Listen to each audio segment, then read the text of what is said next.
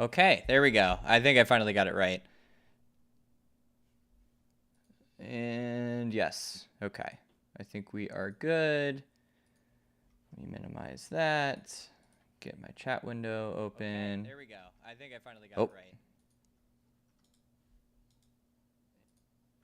There we go. Don't want to hear myself twice. Okay. We're streaming at the right channel. Yes. Good. Good.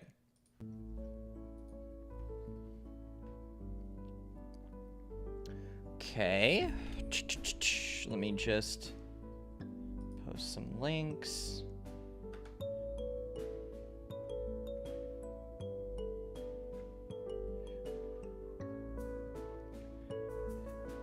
Then there we go.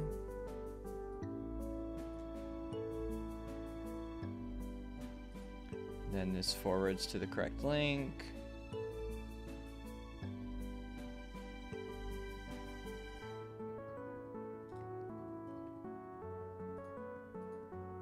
I just want to make sure. Yep.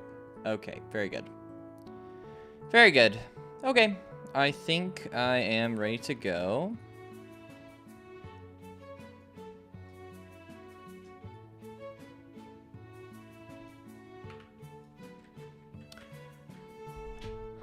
All right, I'm gonna probably turn the music down a little bit.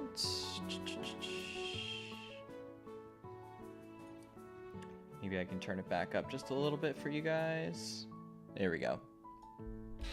All right. Sorry for the first couple awkward minutes, but I think we're good to go. So today we are going to be making the third challenge level. So right now we literally have like absolutely nothing at all. So we're going to be working with these rail slides, as you can see here. So I'm really excited to play with these. This is a really fun mechanic. So the last level was with the fans, and the level before that was kind of just like core mechanics. But this level we're like actually getting to do with play with something kind of new and something fun. So we shall see how this goes. I've been very much looking forward to it. And yeah, let's see. How do we want to start this? I think what I want to do is I want to start with a hero visual.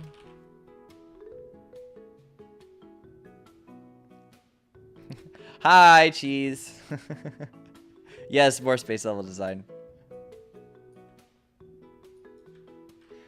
So I'm starting right now just by trying to come up with the hero visual for this level.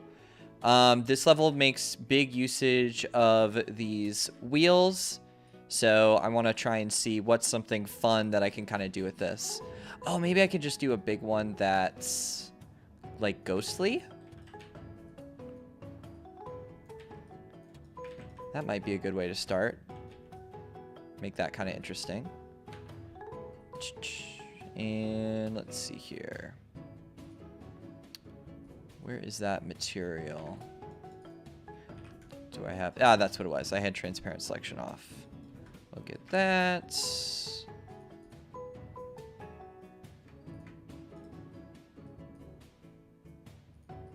And... okay. Hi.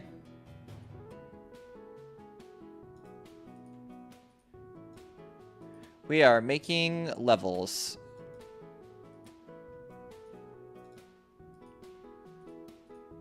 And listening to very relaxing, silly music. Here we go. Okay, here we go. So, oh, that's... That's kind of weird. I feel like this isn't quite as compelling of a visual as like others I've seen. Well, maybe at the right angle. Let me think about this.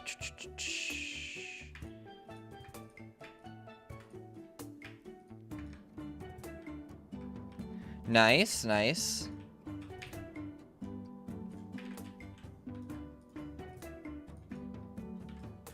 Also a game dev I can see. Welcome, welcome.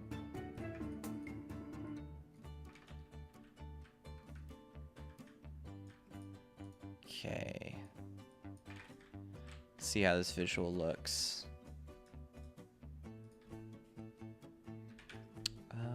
Okay. Whoops. Come on. Oh, right. I have the hide UI on. There we go. Let's make sure. Okay, yeah. So we have the in-game music off for now. Oh, it's not even rotating.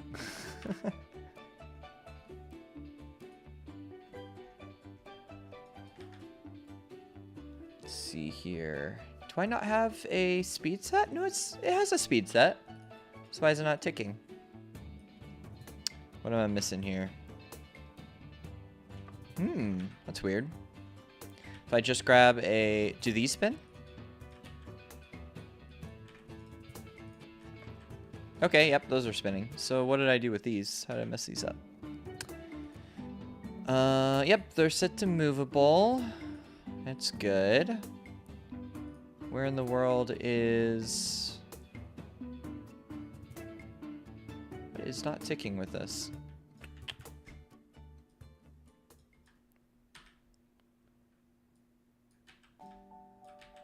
Okay, so if I just have this set over here, will this animate? It will. Okay. So maybe I just broke that one. I don't even know how I broke it, but I broke it somehow. I don't think changing the materials would cause it to stop rotating. All right, please tell me this rotates. It does. Good.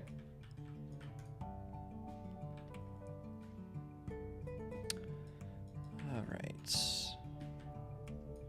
Rotate, scale this up. Move this down so we get that fade. Okay. Yeah, that looks okay. I think that works. It gets a little trippy from the side, but I don't think that's... I think that's fine. I think that'll work. Let's see here.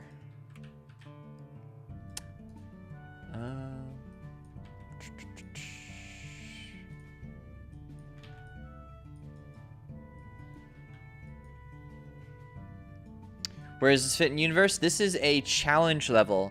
So if you recall games like Mario Sunshine, I guess Odyssey does it as well, of where you kind of like go into a tunnel, go into a portal, and you're kind of in another universe. So the hub world for the game takes place inside Griffin's head in a dream world. And inside the dream world, you can go into challenge memories. And this is one of those challenge memories. So you'll go through this portal, and then you end up here, and you have to complete this challenge in order to get some story reward, basically. So, yeah, that's how that works. We are not actually in outer space. But it just kind of looks like it, because I thought it looked cool. I think these visuals are looking pretty good. I'll probably iterate on this a little bit more as we get deeper into it, but it's probably a good place to start. So, let's see. Let's think.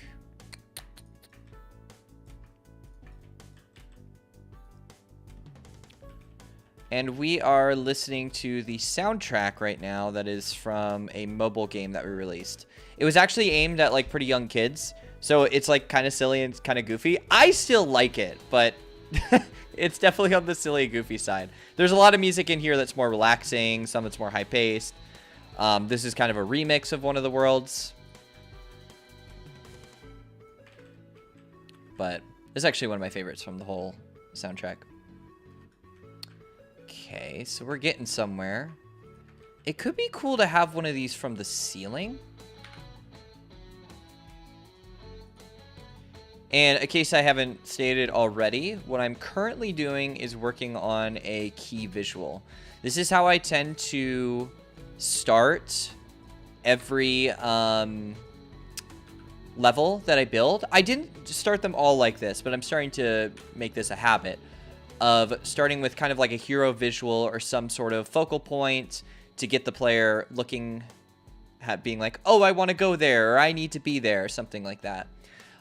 We also have the convenience that the goal is this very like shiny white orb, so it stands out really far. That's what those trails are.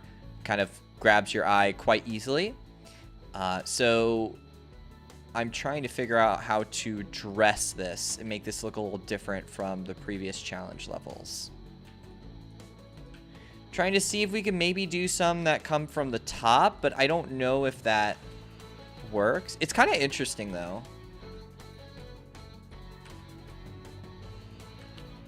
Can maybe do this. The problem is that there's no top fade on this. Although I could add that to the shader. I think that might be nice. Oh. Actually, I think I'm convincing myself. Oh, this is the silly song that we're listening to.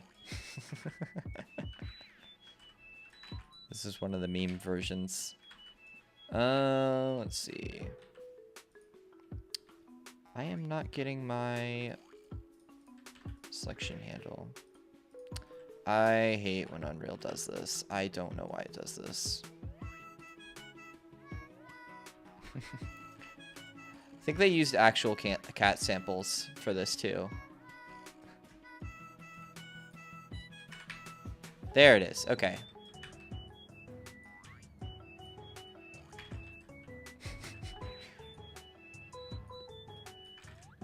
Let's see. That's actually not bad. It does feel weird with it being so bright in the sky, but I do like the visual. I think it's like very different from the other levels.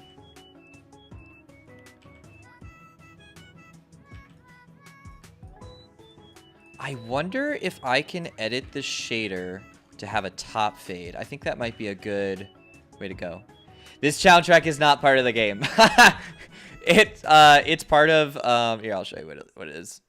So it's part of actually music that we've produced for a mobile game called Brandon the Bee. But it is a completed soundtrack, and it's a soundtrack that we have a license to. I will be playing the game OST, so don't worry about that. That will be coming along, but I don't have that like neatly uploaded, so I have to just like manually jump around and change the track.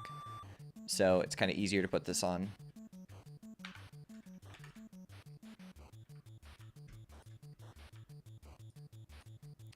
The main soundtrack is a lot more steampunk, more Western. And we will definitely be listening to that as it goes along.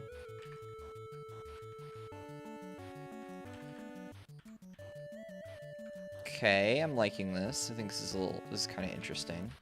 I feel like I kind of want one more to like really anchor this visual. Have it be a clear theme.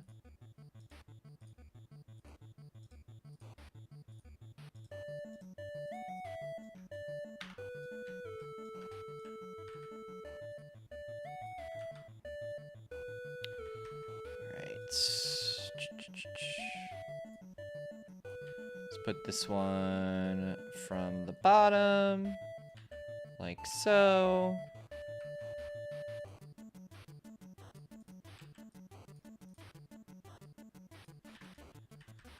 I don't know if that's too much. They say when you're holding a hammer, everything looks like a nail. I'm seeing a lot of nails. I might be using this visual too much, but those are all separate assets, which helps. So there's 3 separate designs, but scaled very differently.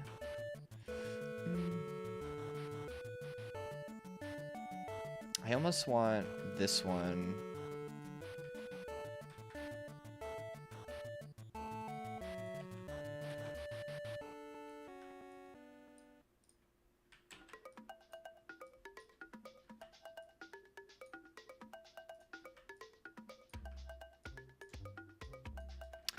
Okay, so let's go ahead and slide this back here. I think maybe the smaller design is going to look better. Oh, it's very hard to tell depth. I need the blue handle. All right, how are we looking here? Okay, I still probably want to shrink it. Please give me all 3.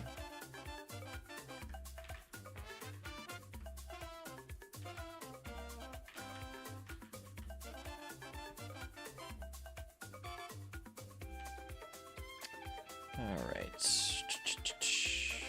Here we go.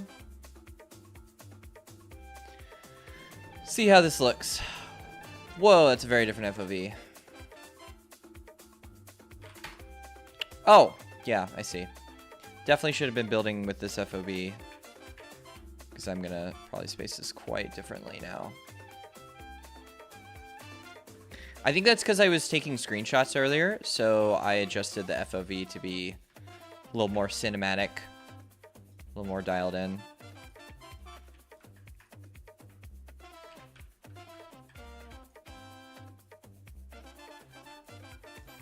Yeah, it just looks so much better at 60. Gotta have the whole composition anchored around that.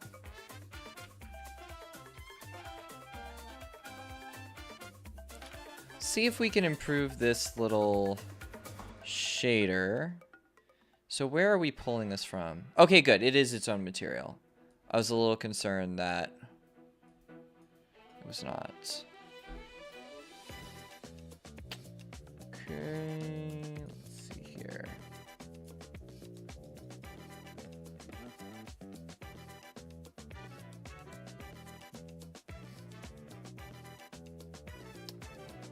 So how do we have this lerp? Okay, so we have a world Z max and then a min.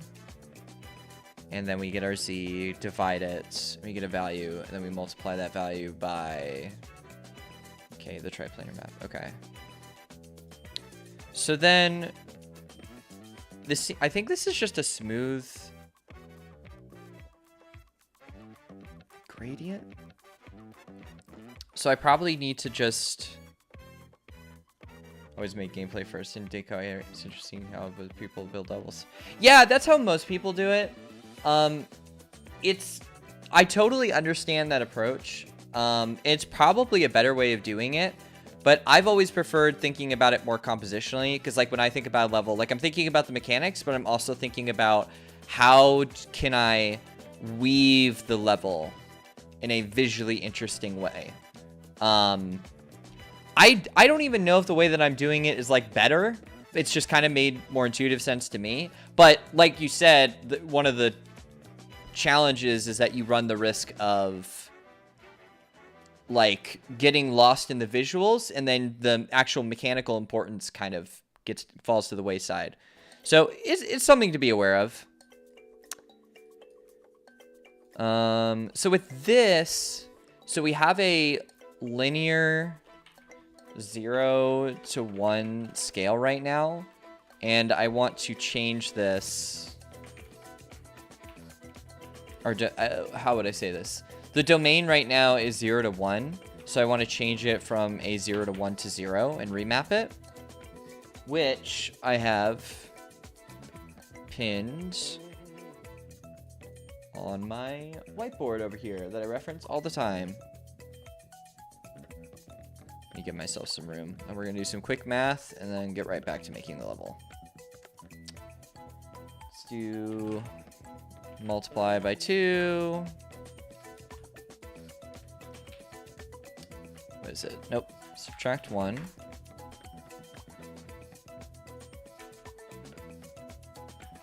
ABS.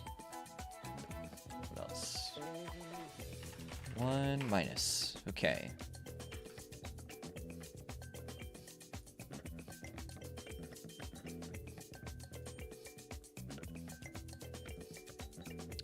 All right. Let's see if that gave us the effect we're looking for. Yeah, there we go. Okay, great. So now there is a cutoff. So we just have to adjust the top plane of it. You'll be able to see visually here. That fades at the bottom, fades at the top, but now we just have to increase this fade by quite a lot here. I want to say maybe double. Maybe more than that, actually.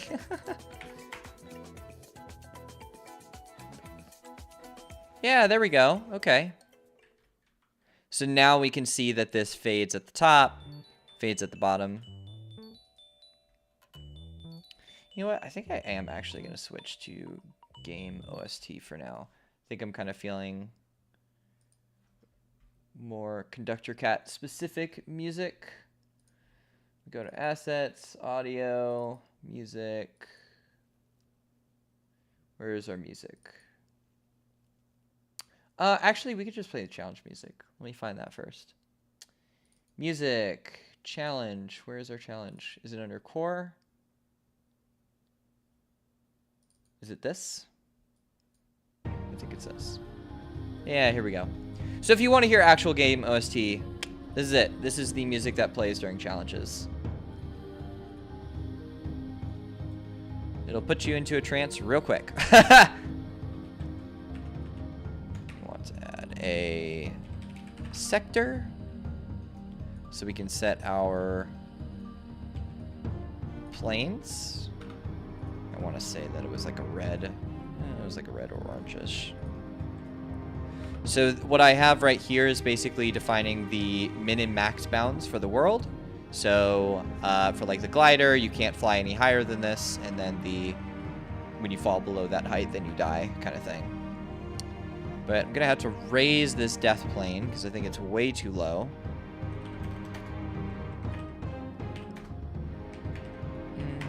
Maybe about there.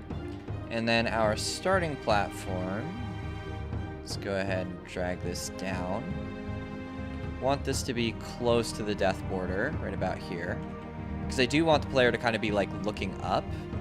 Now we can kind of think about this a little more compositionally, which is good. You know what's cool? Couldn't do this before. Now I can.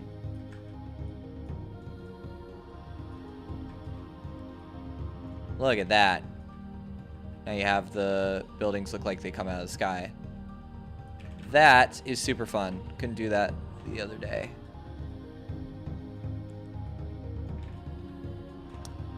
Maybe rotate. All right. Okay, I'm finally starting to really like feel this level, which is like my main concern so far. So I'm trying to understand how it feels differently from other levels. Don't love that. I think this is enough to get me going. I think it is. I feel like I don't need to actually set dress enough. This is going to get rearranged 100% because it always does, but I just need this to kind of get the feeling so I can get going, so I know what I'm building for. One of the first things I wanted to see is I wanted to see what it looks like when you take the rail slide and you do a loop-de-loop. Because I have actually never tried this before, and I don't know how the camera does with it. I don't know if it does really well or really poorly. So I'm very, very, very curious to see how this visual does. We're going to need quite a few spline points, though, in order to pull this off. Let's see. So this is our exit. Then we're going to have this piece go here. We're going to have a couple more points in here because this is going to have to rotate all the way around. So instead of spinning it that way, I'm going to have to go vertically. Oh, interesting. Okay. It might not be possible because I want to say the way it's written is that it always favors like the top with like the generation. That's okay. We don't need to do a loop-to-loop. I just kind of wanted to see what it would look like. Let's see here. That makes sense. I don't think I'm going to change this just to be able to do a loop-to-loop, though. Okay. This is really hard to do. It'd probably be better if I just did it more like properly mathematically. All right, let's see here.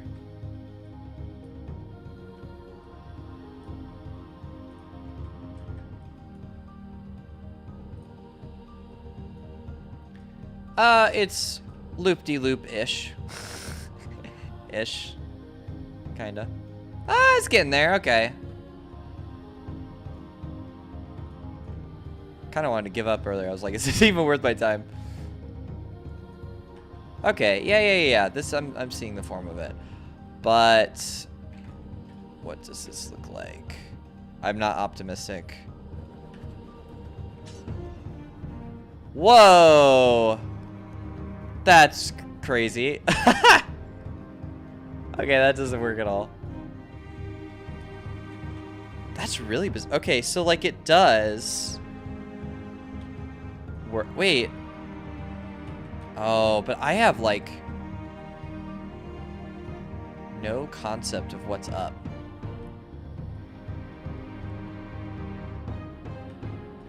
Okay. Well, actually, this might work. Oh, because I could potentially have a generation mode that would see, like it's like kind of close. It spins like the wrong way, but I think I can get a better view of it from these control points.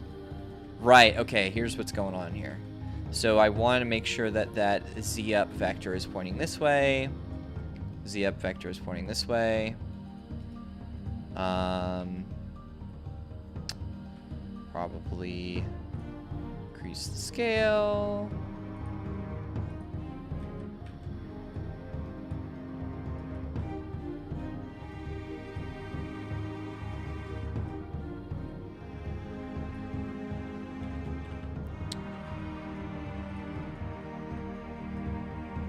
Let's see here. So we have a blue vector out, and then we need a blue vector down.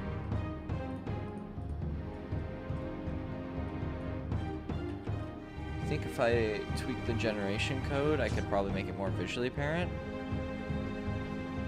Oh, it's so close. I don't know why it flips around like that. Oh, because that's exactly what I told it to do. Yeah, okay. I'm so on the fence that this is worth my time. Like, I could probably make it work if I spent long enough on it, but... Oh, that's interesting. Oh, what is happening there? That's new. Actually, wait. No. I could do a camera zone. Like, every problem I'm thinking of in my head of, like, oh, I should stop doing this is like, no, I can think of a way to solve it. Huh. I don't know. Maybe I should probably do some more auto curves. Can you jump off the rail? Yes, you absolutely can. Like so. Oh, that's interesting. You can even grab it when you're kind of going horizontally like that. And you would be able to do that. The distance is a little awkward, at least in its current form. But it's definitely something you can do.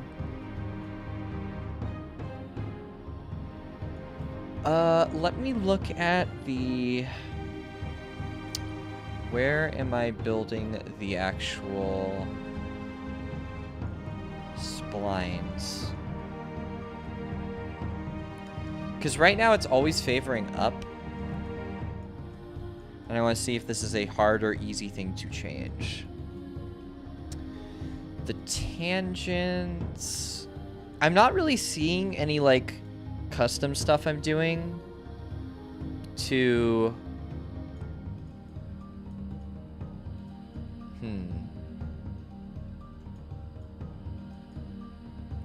Add spline mesh components. Yeah. Okay. Yeah, I'm not really seeing anything here that's like me hacking my way to guarantee it to be always up. So it's probably like a more intentional feature that I would have to write. I don't know. It's cool, and I could even reposition the camera to make it look better, but I keep trying to talk myself out of it, yet here I am working on it.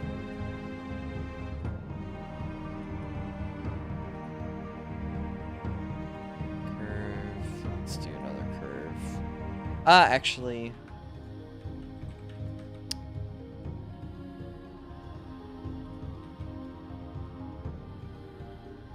Flatten it.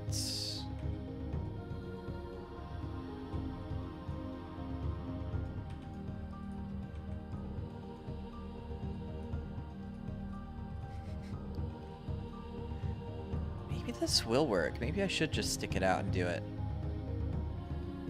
As long as I do a custom camera zone.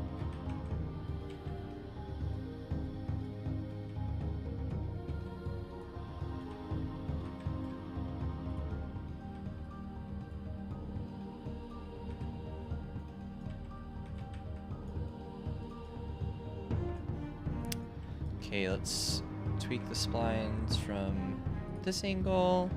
3D splines are, you know, a miracle on one hand, but they are so annoying to endlessly tweak. That or I'm really bad at them.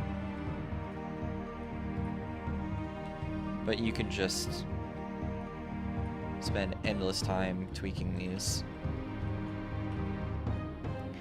The real way to do this would probably be writing like an actual generator, so it's like perfectly geometrically correct and all that, but that requires a lot of math that I don't really want to Google right now. That's actually looking pretty good.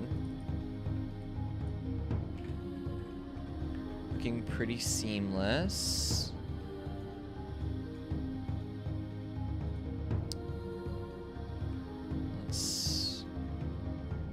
We almost have our ducks in a row.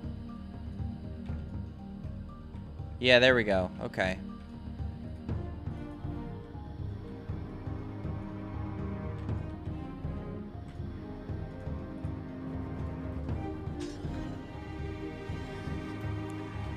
You know what? I do think it's gonna work. I do think it's actually gonna work. Okay, let me set up the camera zone, because this is like the final test. Because I could hack the spline generation code a little bit later. So let's do this. And I might tweak the scale of this further. This is just like seeing how it is right now. Okay. So then we're gonna want to do a fixed camera, completely fixed camera. Let's grab our components so we can set the camera direction. My only regret with this system is there's not an easy way to visualize where the camera's gonna look. Something like that. Okay, let's see what we got here. Okay, that kind of works. That kind of works, right? So if I tweak this further and maybe don't pull it out, like it's not completely right as is, but if I keep tweaking it, I think this could work. I really do.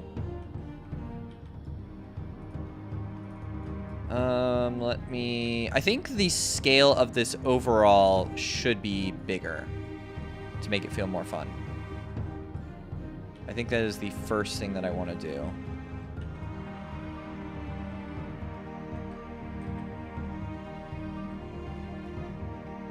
Something like this.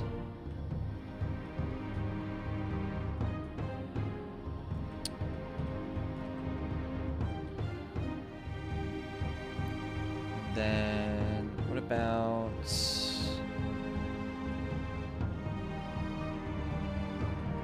that? Okay, I think that looks a little more natural. From this angle, we want to even this out. Get our tangents to line up. That's kind of the main thing that I'm looking at here. Or the tangent handles. Let's see, let's I think that's basically okay as is. Alright, so now we gotta improve the shape.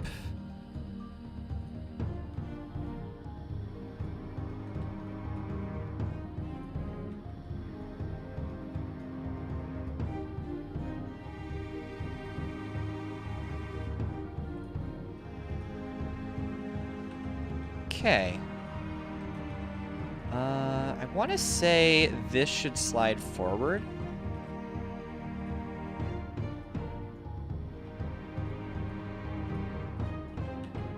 Okay, and that should slide down, and then we rotate.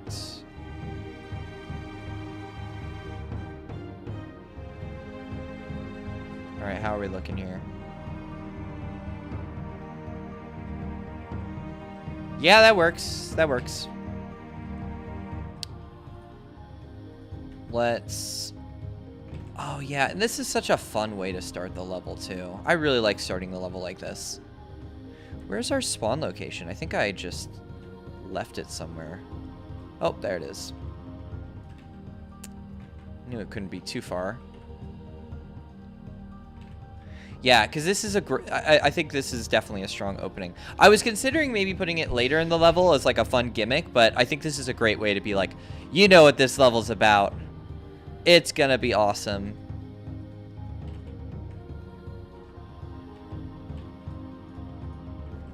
Okay, let's see this transition. Okay, great. I did not love that time back to the camera, so I think I'm going to pull this out further so that the camera has more time to catch up.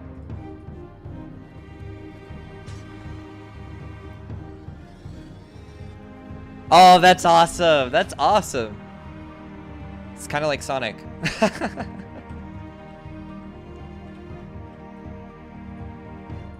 And the shape is pretty good.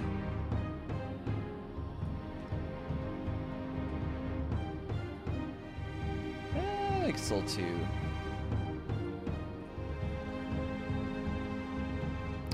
I might adjust the generation of the spline off stream because that's going to require me to think. And I want to do a little more flow statey work right now.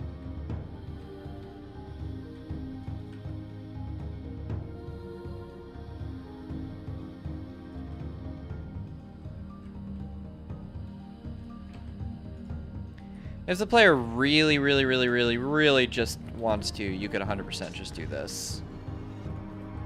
And I don't care that much, honestly. Speedrunners or whatever, have fun. This does not bother me at all.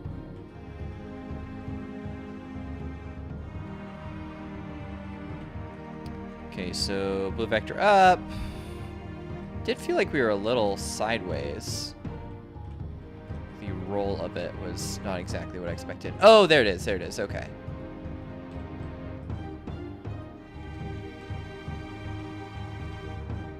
There we go.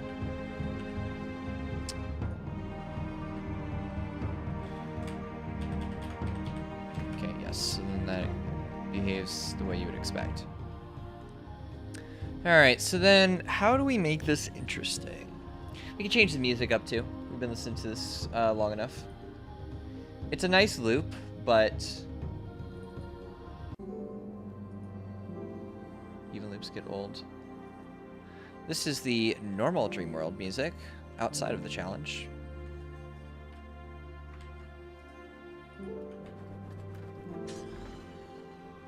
And then what do I want to do after this? I kind of want to...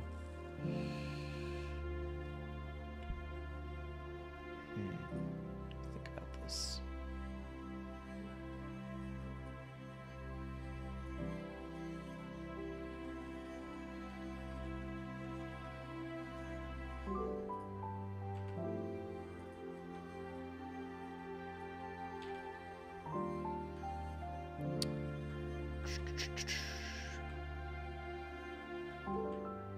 Oh, it does go a little out. It bows a little bit. See, this is my weakness, is that I get too distracted on the minor details. And I stall myself from doing what actually needs to be done, which is thinking of the next section of level and not improving this arc, which is already basically fine. But now it is slightly better.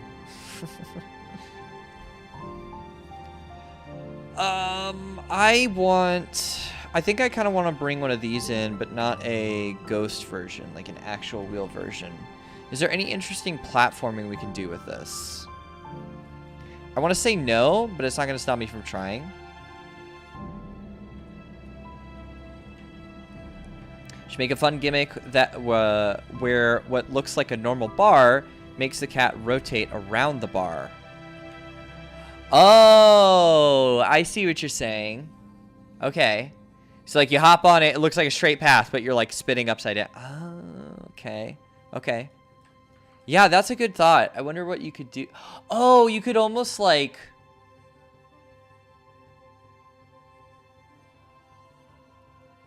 intentionally be grinding upside down kind of thing. And that's actually very interesting from not just, like, a fun gimmick, but also, like, a mechanical reason, because... if you flip the player upside down when they're grinding, they can't really jump off because then, you know, they would just jump and die. Assuming that's how the jump code works. Oh, it might always be up.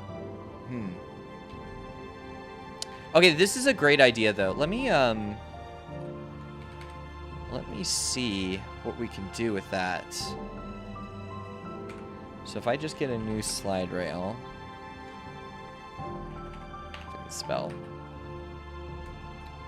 Okay.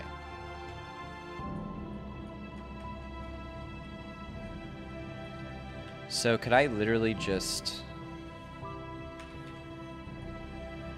oh, interesting.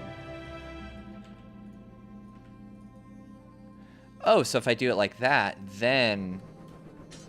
it does! Okay, okay, okay, that's interesting.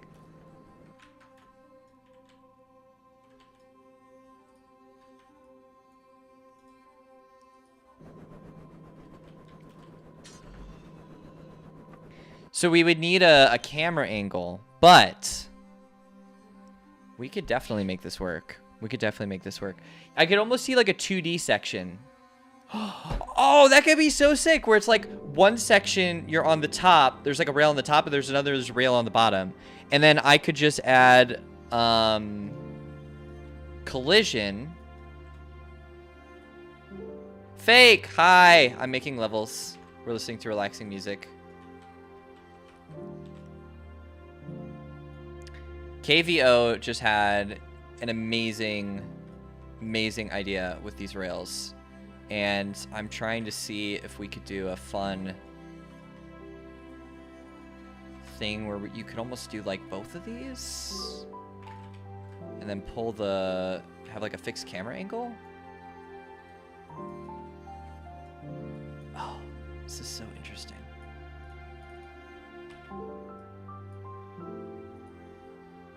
Let's see here.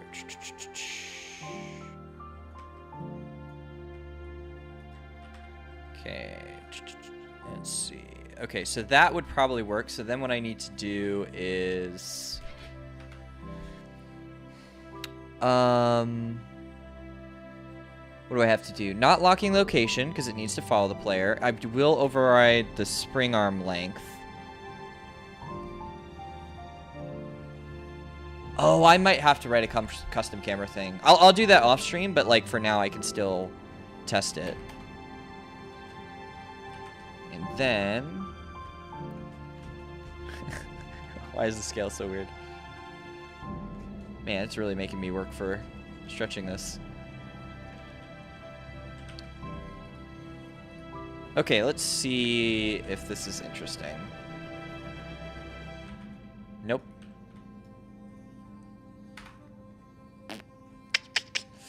I think the angle was wrong. It was weird that it didn't like latch, but that's okay. Probably pull these closer together. See how this works. Wow, that did not pull the camera out at all. Disable spring arm. Oh, that's why, because I didn't, yeah. Of course.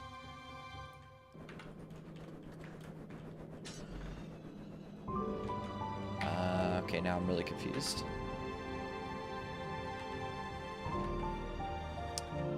So why is the spring arm length... not pulling out fully. So disable collision, that's fine. That's more or less irrelevant.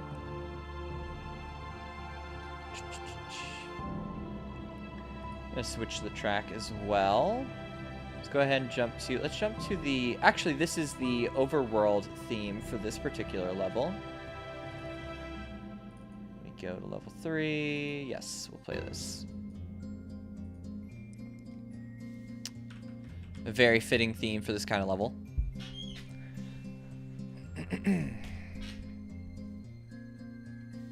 So we're using the spring arm length change, we're locking the rotation, but it's still not pulling it out. Do I really just need to pull it out like this? Oh, okay, yep, there we go. Oh, never mind. It must just be the state is overriding it, so that's something that I'll have to work on that feature at some point so it behaves properly. I wonder if there's like a way I can test it for now. So one thing I could do is also lock the location of the camera. If it'll let me, please. Thank you. Here we go. Pull this out. So now the camera's not going to follow us, but it will stay at the angle I want it. Oh. So, yeah, okay. So that's what I expected, is that the jump vector is not relative to the normal the character is facing. Okay. That's fine, though. That's, like, really easy to fix, or at least it should be. If I... Okay, you can't crouch to fall off. For the sake of logic, let me go ahead and... rail slide.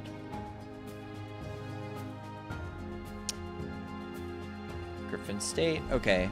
So then, when he exits the state, I can probably better handle the jump vector. Where am I handling my jump vector? Damage active, preferred length. Temporary disable, give coyote time. Because I want to say this just goes to the normal jump state.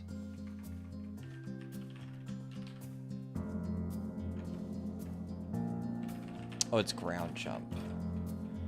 Me and my silly names. There we go. Okay.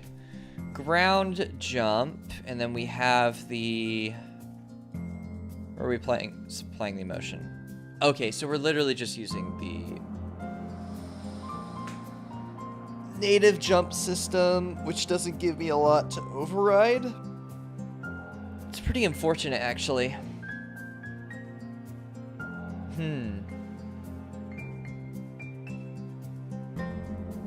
Is there a jump direction? Jump velocity?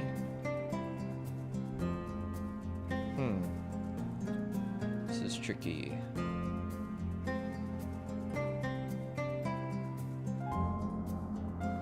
Jump. I mean, I could get the CMC in it.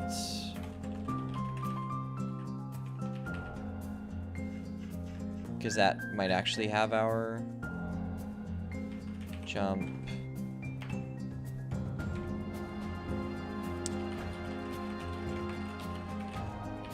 Gonna make me type the whole thing out? Where is it? Is it just character movement? Okay, yeah. Jump. Vector. Velocity. Jump Z velocity. Okay, so it seems more or less hard-coded. I could do like an impart velocity thing, which would work. It would definitely work. But this is involving a lot more significant changes. Because, yeah, when the player presses the jump button, you expect them to go upwards, not any other direction than that.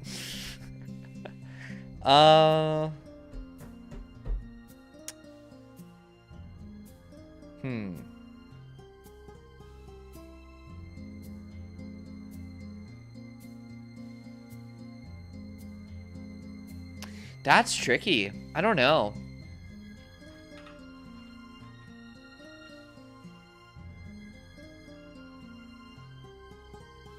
I'm going to save this gimmick here. This one actually does involve some changes, so I'm going to delay a little bit until I get there and maybe save that for like the finale of the level. And see if we can maybe do some other things in the meantime.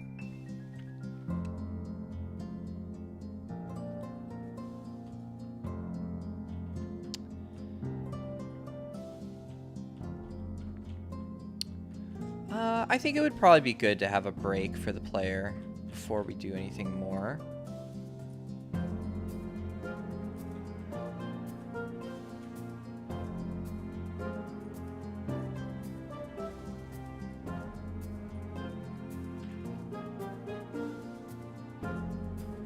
So just let me double check here, make sure it goes along. It does go really slow if...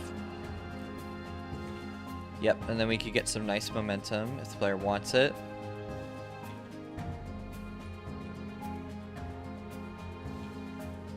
Isaac and Gideon did such a good job with this song. This is like one of my favorites. Oh, I have snapping on. That's what's going on here. Okay. There we go. There we go.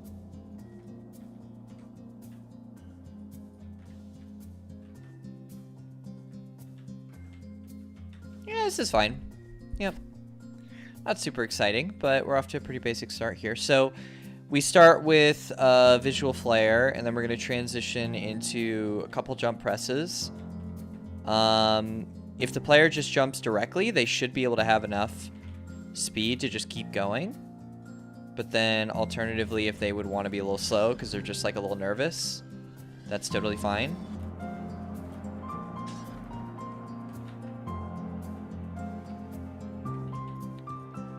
Also, just to be sure, let me make sure I'm ejecting the player the way I'd expect. Yeah. Okay, yep, that looks right. I want to make sure it wasn't a weird vector.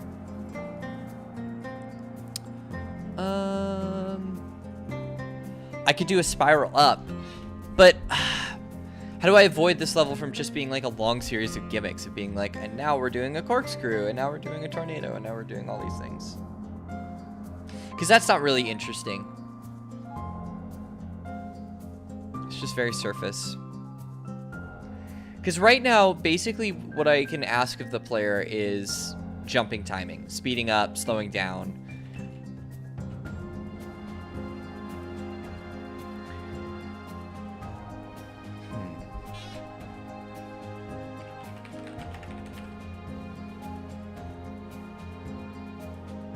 Might be good to stick with a small one of these guys. Put some spikes on it.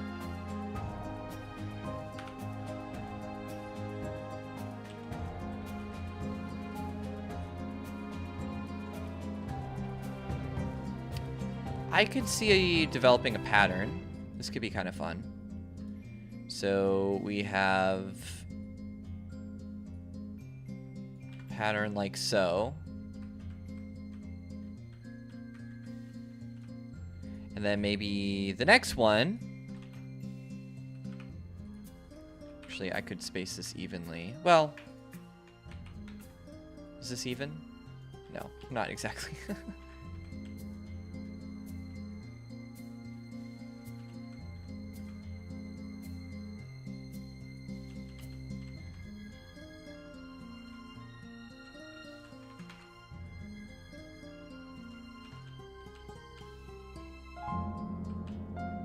Something like this, and then we can have the latter ones actually move.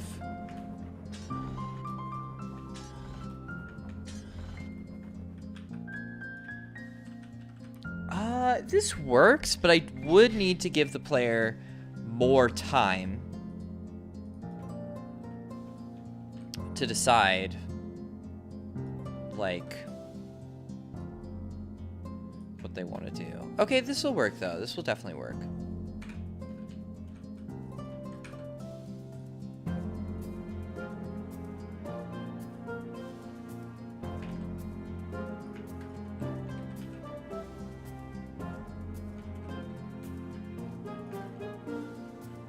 Right, so something like this. So then we can allow the player to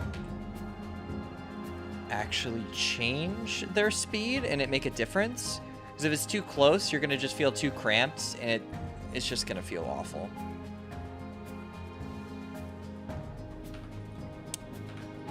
All right. Yeah, it's a good distance. And then if you want to slow down... it's still kind of hard to slow down.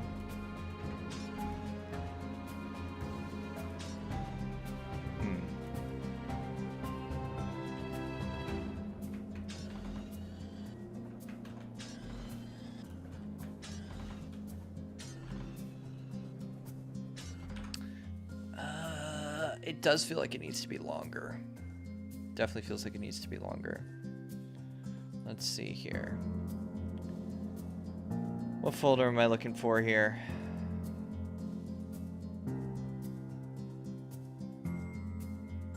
Let's jump to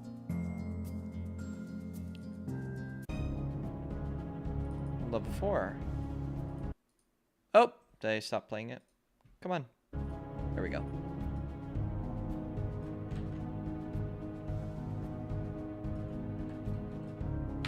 Did not save the additional asset. I did not make changes, so do not save.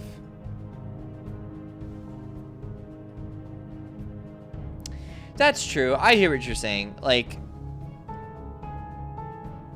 if you don't give the players enough room, then it's like, well, why are we even doing this level in the first place? I think it's close, but I feel like the difference is that you could potentially be going so fast, you as a player don't have time to react, and you'd have to be having your route planned like multiple steps ahead to align yourself with the cycle, but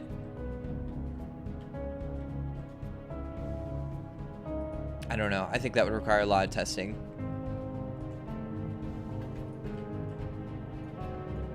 I'll give the player a little bit more.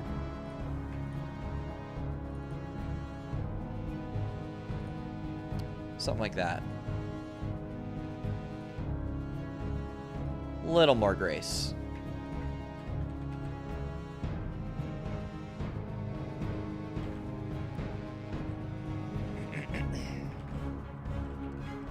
Now, at this point, it's interesting because we are kind of closing in on that piece.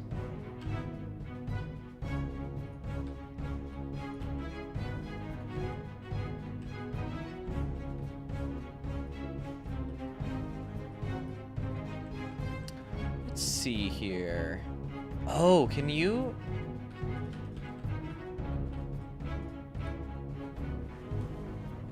So we're kind of building up a pattern for ourselves. Oh, yeah. No, that's way too far. I mean, maybe if it was the same height, sure. But definitely not.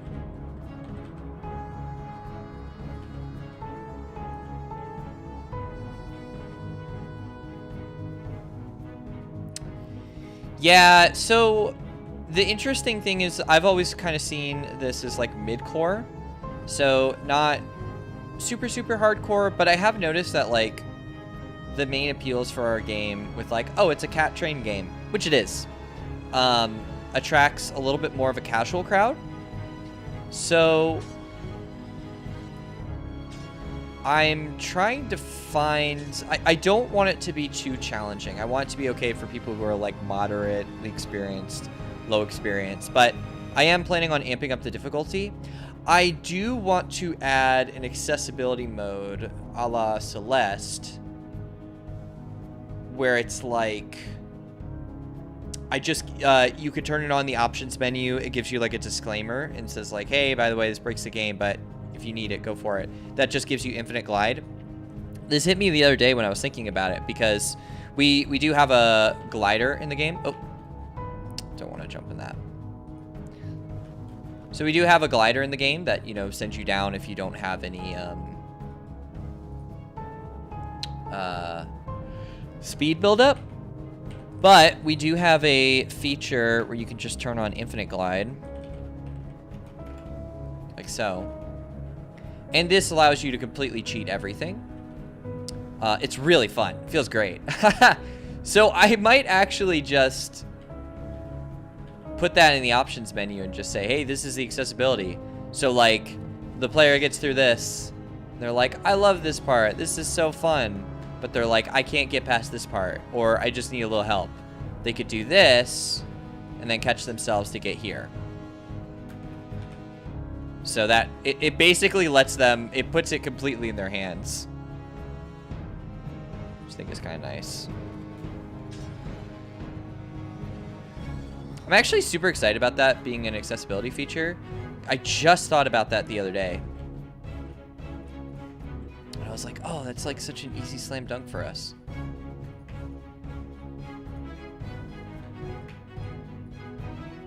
Should make a challenge with Infinite Glide. We do. We definitely do. We have some of those in the main world. There are challenges within the levels themselves in addition to these out-of-context challenges. And those... I think this is... Probably should do something like that. And those challenges that are in the main world, one of them is one where you just have infinite glide. We still put like a min and max bounds on the world. So, like, you know, you can't fly out of bounds or anything, but it's definitely there.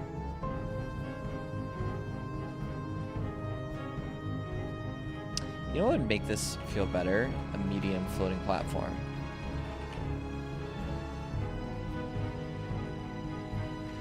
It could be an interesting thought to maybe use that feature again inside the challenge levels.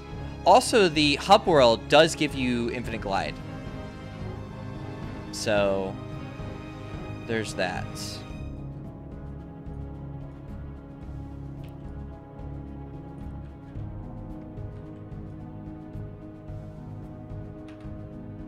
Put top spikes on this, just top spikes.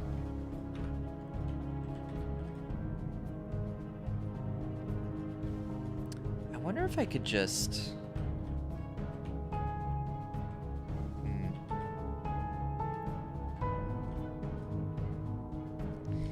The only problem with this is it just feels so, like, narrow. It isn't actually, but it feels... I mean, height-wise. Feels a little narrow.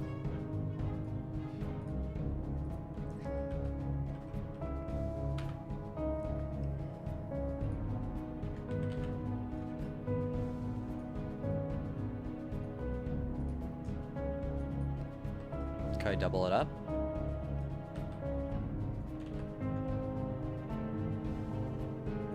Or is this ridiculous? That might be too ridiculous.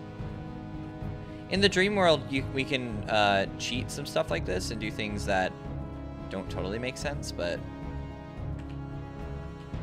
that doesn't inspire confidence for me as a player looking at that. I could do it upside down.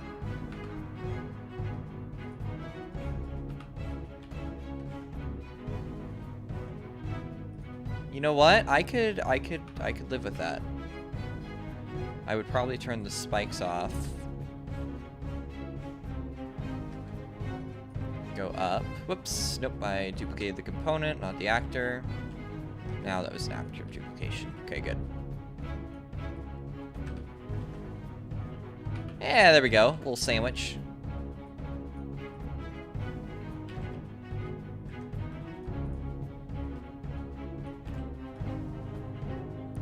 Yeah, okay, let's see how that goes. Oh, ooh.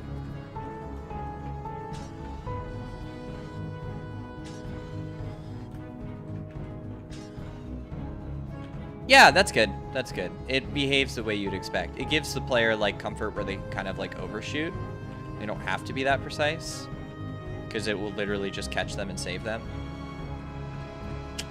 Try that one more time.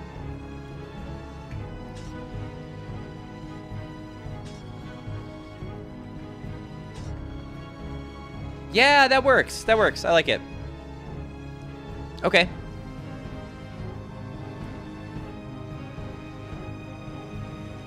All right, we got something cooking here.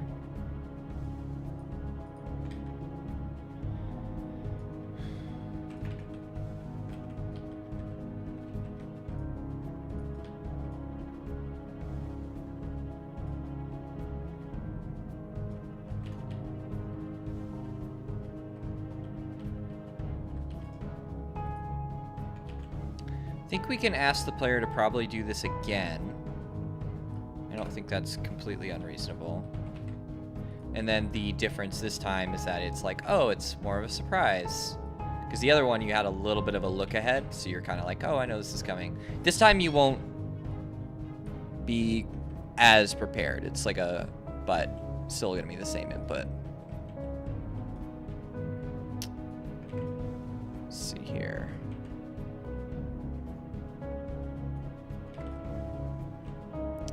Yeah, there we go. Okay.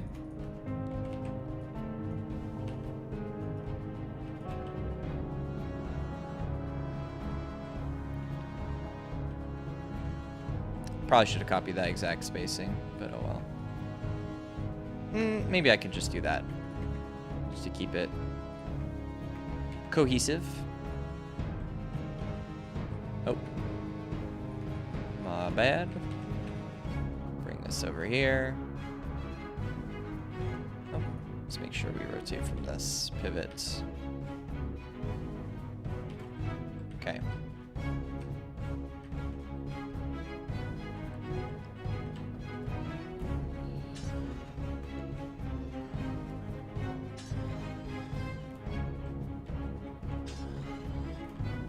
Oh, fell off.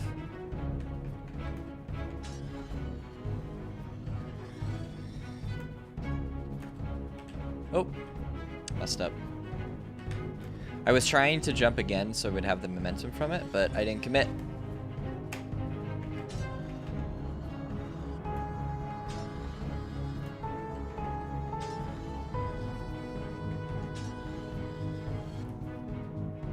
Okay. Oh, that's something I didn't think about, is that the crouching inputs... Where are my notes? Where are my notes?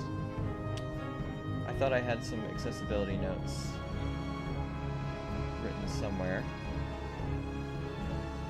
Not that far away. It was from the last stream I did. Is it here? Nope. Accessibility. Here are my accessibility notes. Crouching during rail slide for speed up is bad accessibility. Okay.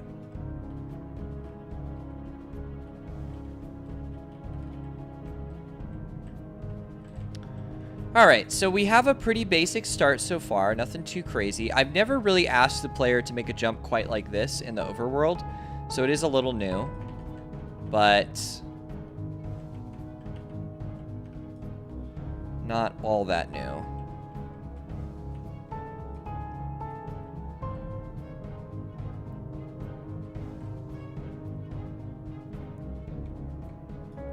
Oh, there's so much fun stuff I want to do if when the player jumps off of the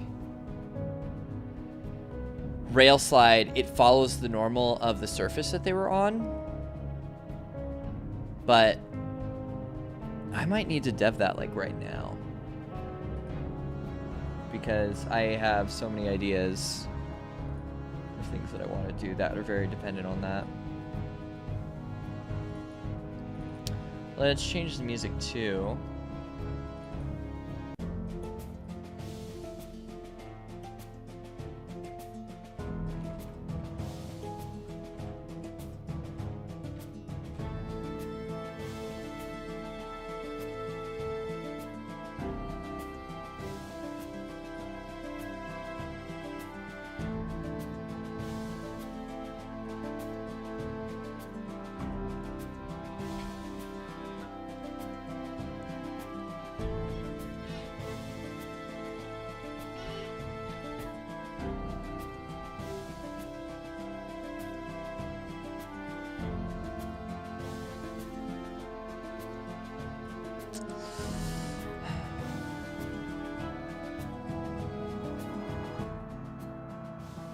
Turn the volume of that down a little.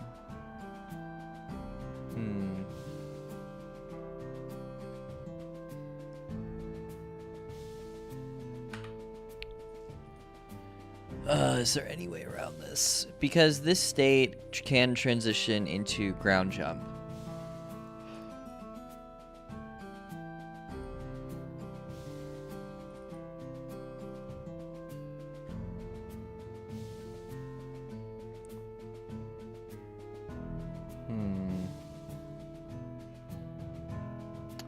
Let's take a look at...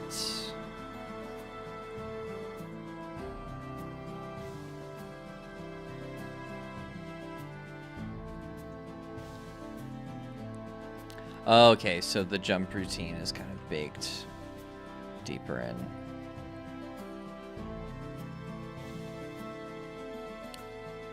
Okay, let's see here.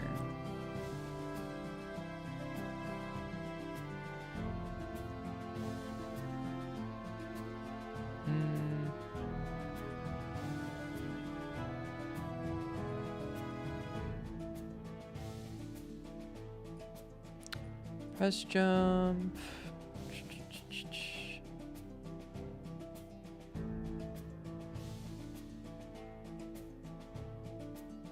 Okay, so that's where the real thing is it's wrapped under a do jump. Okay.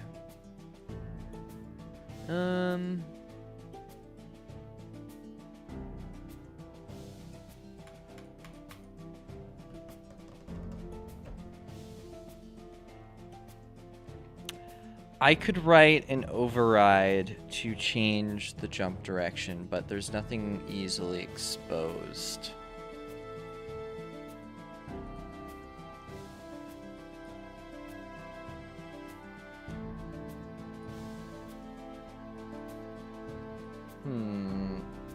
Let's see if chat has any ideas. ChatGPT.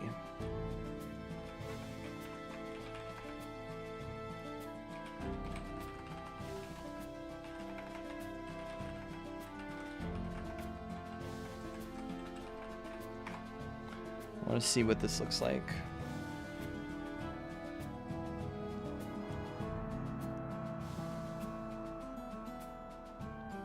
Yeah, okay, just calling launch character. Okay.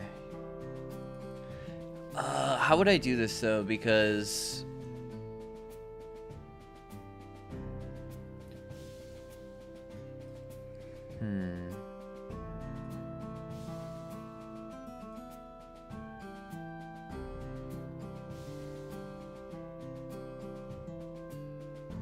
yeah, this is kind of a complicated problem actually, because I do like that it funnels through the normal jump.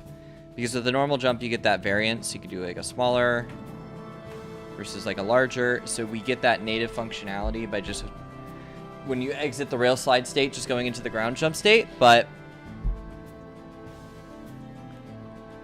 if we want to decouple from that and just using a launch character, we're losing that jump height variance. And then and if I wanted it back, I'd have to be kind of rebuilding it.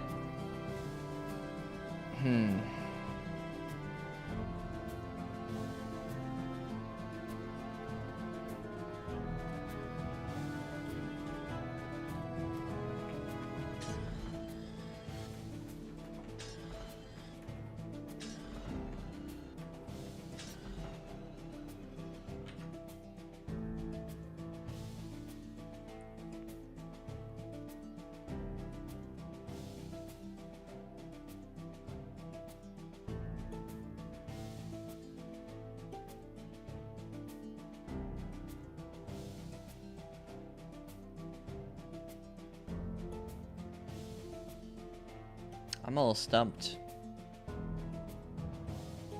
Yeah, this is a much harder level to build than the previous level, because all this advanced stuff I want to do requires some custom deving, and I'm trying to process what that looks like of doing that. Can I do that quickly? Is that going to take some time?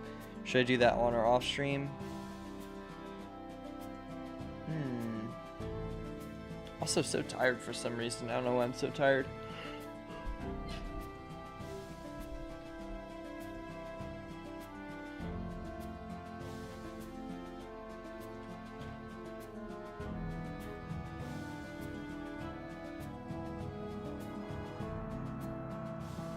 All right, I need to pause the music for a second because I need to process this. Music's not helping me.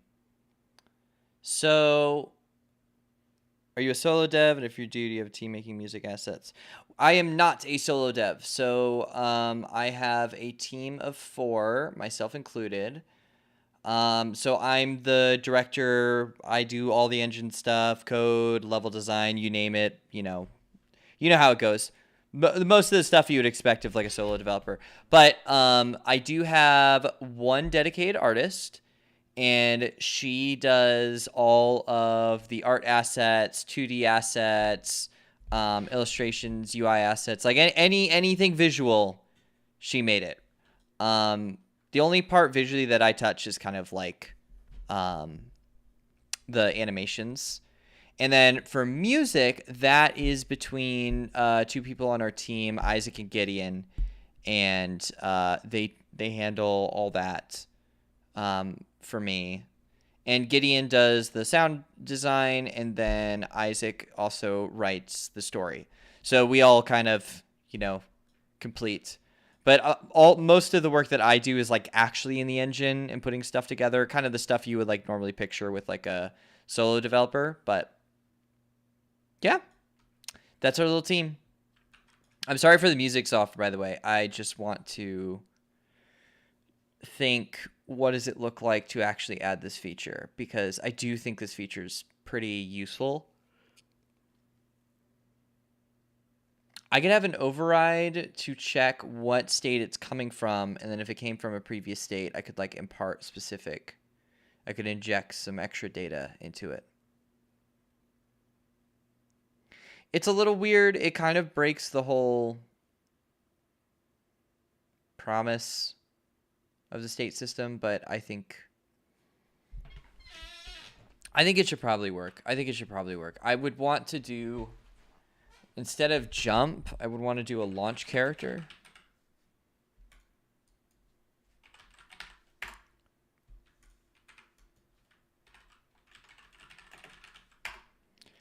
Launch character. I think we can put some music back on.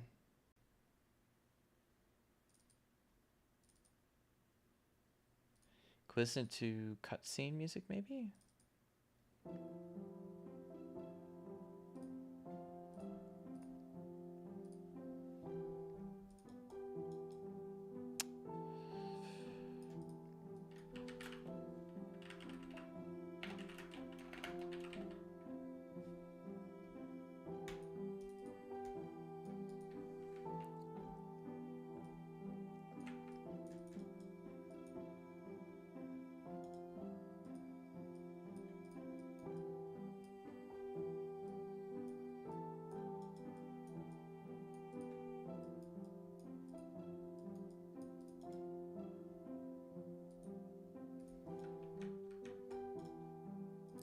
Okay, let's see how this feels. Oh, that didn't go anywhere. Oh my gosh. Okay, that didn't really work. Was it 0? I assume the cache is being tracked properly. Go check it out.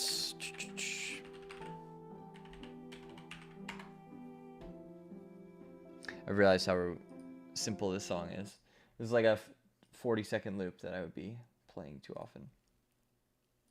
It'd be really nice if I could kind of just like play any music that I listen to, but I don't want to cause issues.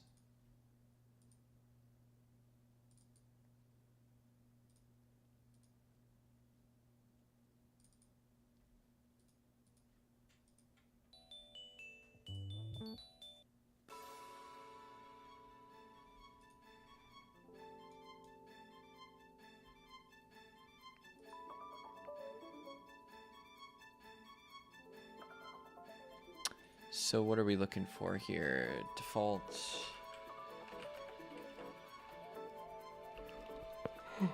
Sorry, I don't know why I'm so tired today. Ugh.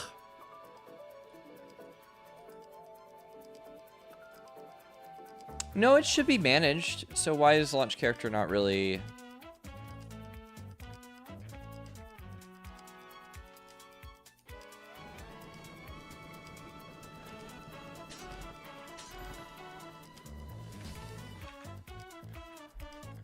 So here's an interesting question. Does it...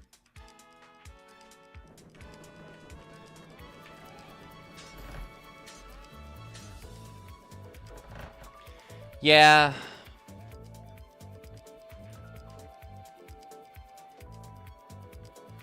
I feel like I'd more or less expect it to...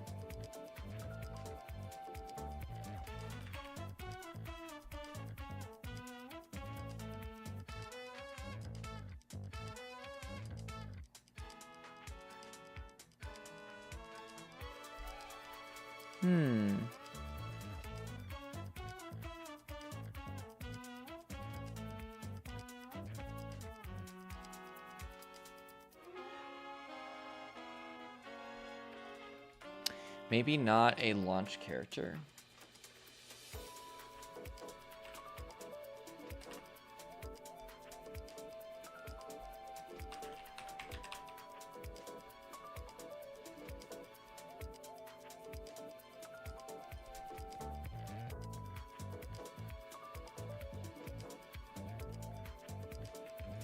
What if we did this?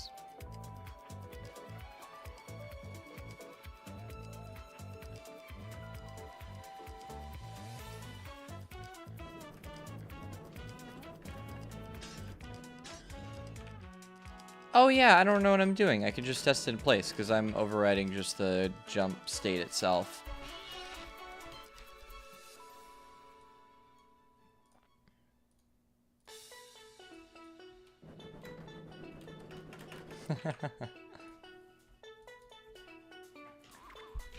So I'd have to... this is so hacky. This is so hacky. I don't like how hacky this is.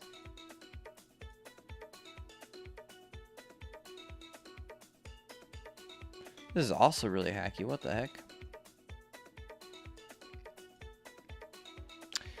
Playtest. So we are going to be doing a private beta soon. I keep saying soon. Unfortunately, I can't like put a date on it. The idea is it should be like this summer. If you're interested, go ahead and join the Discord and we can get you the role. So it's currently just a really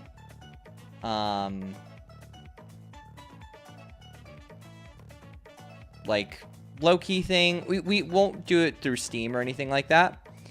We'll probably do one at some point, but I don't think we're quite ready for doing one that's distributed through Steam. But if you do want to be a part of the private one, more than welcome to. And the only thing that we ask is that like you actually play it and fill out the form, because that would be really good. Oop, that's a different song. I can drop in the chat for you a link to join the Discord.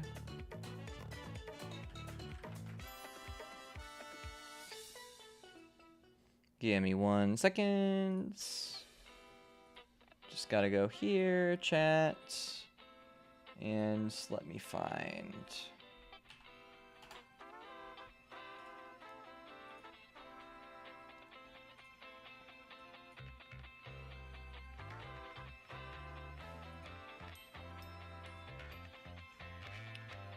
Okay, where is the link? Here we go.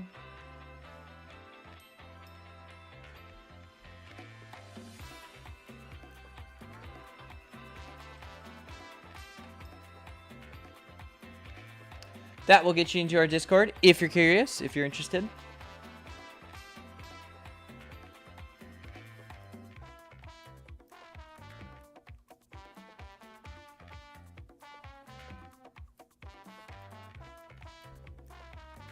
Have this open. Let's see.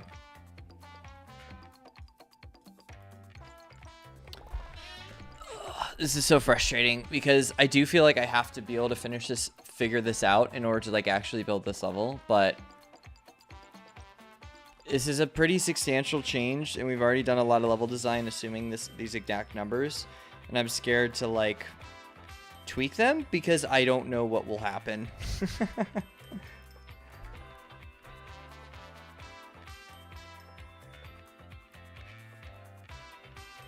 I mean, I could do something super hacky and just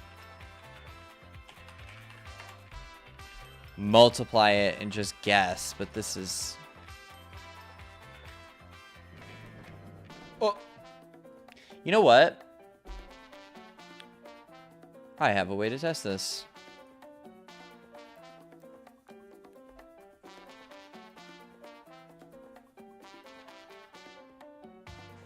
Sweet. I see you joined the Discord.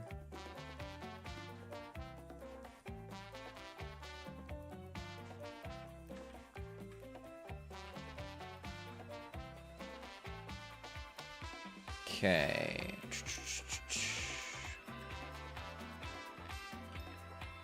Jump height. There we go.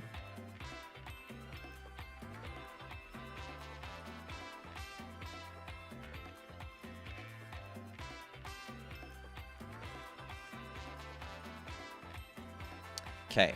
I went ahead and gave you the beta tester roll. Oh, wow, look at that. I guessed the full jump height, like, actually perfectly.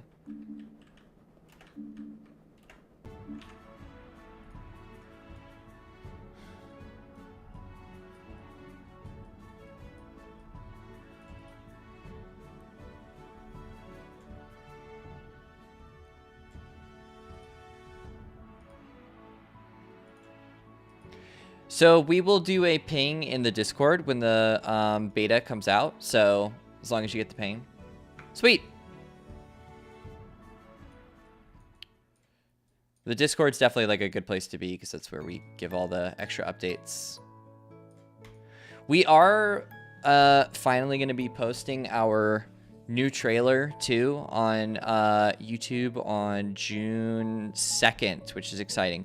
You can actually see it now if you go to the Steam page. So it is something you can have like view early, but we were trying to pick like a day. We were trying to talk with some of the press and coordinate a time where we can post it.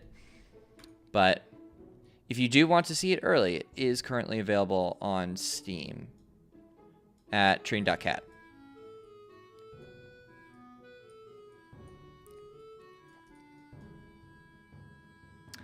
So I could split between the normal jump and the impulse jump. And then I can make that go at a specific direction along the surface normal.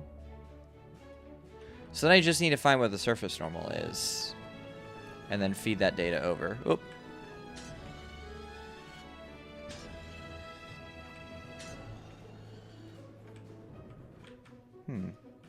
Does feel a little bit lower.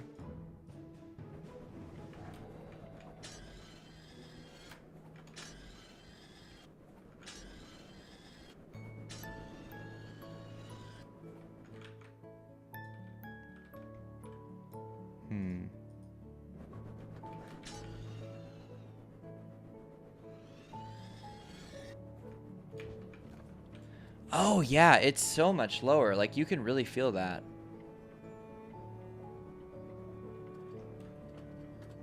The jump height's not nearly as crazy. Oh, missed. Am I gonna crash the game? It's thinking about it. Might crash.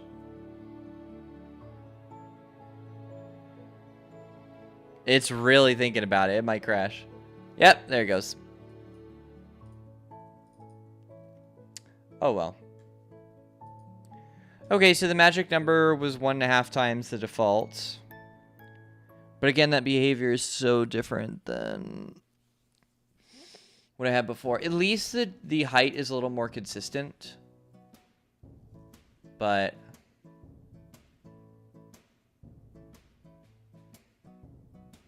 just makes me nervous. Yes, I would like to restore.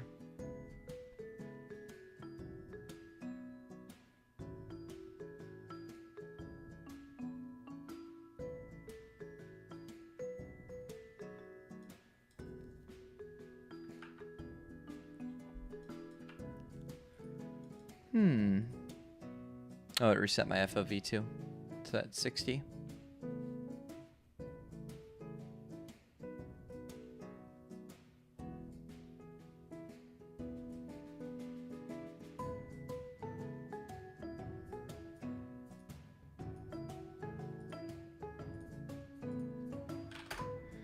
Oh, I said 90. I don't know what that number was. Oh, that's awesome. It didn't restore anything at all. Okay. Launch. Yeah, right? Oh, this is the funny song. Yeah, the original code name for the project was Train Game. Also, this is the circus theme for the shopkeeper in the mobile game. Which is so unbelievably out of place compared to like everything else.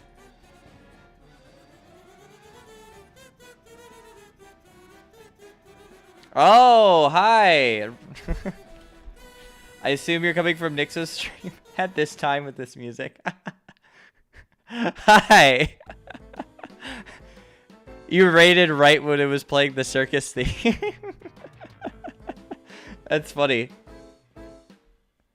I am working on jump stuff. I'm working on the rail challenge level. And it's going fine, but there's some things I want to do that I need to update the jump code in order for it to work. So we have this cool little loop-de-loop that we made. And then we have some sections up here. It's pretty simple so far, but we have these little walls keeping you there. And you could also dive into the walls if you want to dive into them. Yeah, this is what we got so far. There's also this really cool idea that KVO had earlier of what if you just like pinned them upside down, if you had like some rails intentionally upside down. So I really want to explore a design like this. Whoops, missed it. But one of the challenges is that currently, to explain the jump, always jumps up. So right here, if I press jump, I go up. It's like this weird, like, upside down, jumping up type of thing. Because the code was never anticipating jumping along, like, the normal of the rail surface. So that's what we have going on. Let's see here.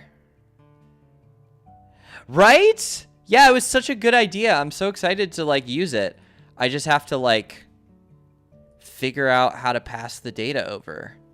But I have to kind of recode how the jump works. It's taken some time to think.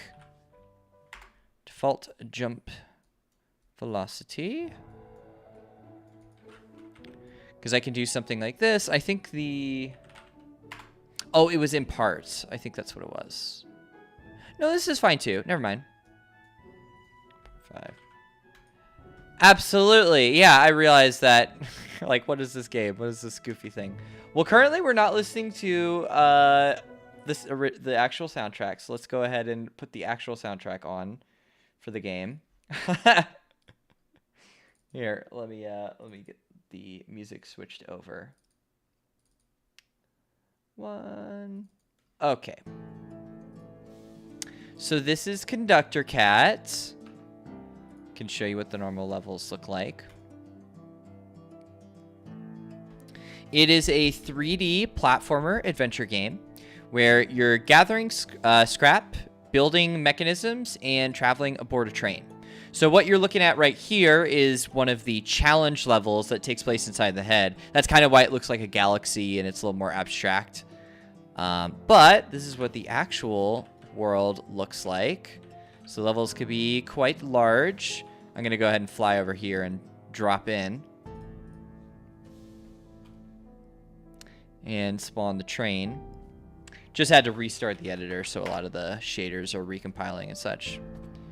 So this is the train, and there's little citizens going around. We just set up a recent head look system so that as you go by, they'll look at each other. Not all of them will look at you, depending on like what pose they're doing. But you have a bunch of cool little movement abilities. So you have this like slide, and you can jump out of it. You have a normal jump, of course. Super jump. I gotta... 1 second, though. I want to redo this. Because I was playing with the jump code, so the values were a little off. Train plus cat is good. Exactly. Well, we have the domain now, train.cat. We are the proud owners of train.cat, which I think is hilarious. So if you type in train.cat into your browser, it takes you right to the Steam page. It was only $30. Could not believe it was that cheap. It was amazing. Best thing I've ever bought. So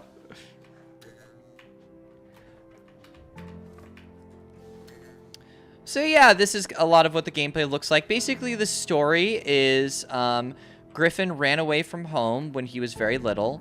20 years later, he gets a letter from his mother, and his mother is telling him that his dad is about to pass away, and she's begging him to come back home. So he's in this faraway town of Matador, and he's trying to... he's a little conflicted, obviously, because he doesn't have a great relationship with his dad in particular, but he does decide to come home. And the rest of the game is him embarking on that journey back homeward. So this is what the first level of the game looks like. Yes, I agree, Elia. It is absolutely the perfect use for a URL. It's always so funny. It fits like everywhere because it's so tiny. But here's a preview of what like the second chapter of the game looks like completely different environment, right? So the environments change quite dramatically. There will obviously be some foresty areas. There's going to be like a factory area coming up. We're super, super, super excited to explore all those. We have another area in the game that's at night that takes place at sunset during a storm. So there's a lot of cool levels and stuff. And then the dream world, you saw the challenge world, but the dream world's a little bit different than that, but kind of similar. This is what the third level of the game looks like. Also, again, really, really huge environments. Very steampunky. If I were to hop in, you can see that we have all these little breakable objects around. Kind of like a Ratchet and Clank, Crash Bandicoot type of deal.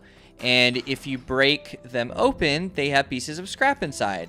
And when you collect the scrap, you can take it and store it at your train.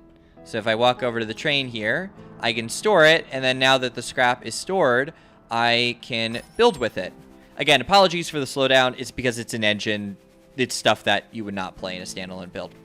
Anyways, so with the scrap that I collected, I would be able to build a rail slide at a level 1. So I can place that like so, and use that to get around the world. So as is, a level 1 rail slide is not super powerful, but there's a bunch of other things that we have, like, let's see here.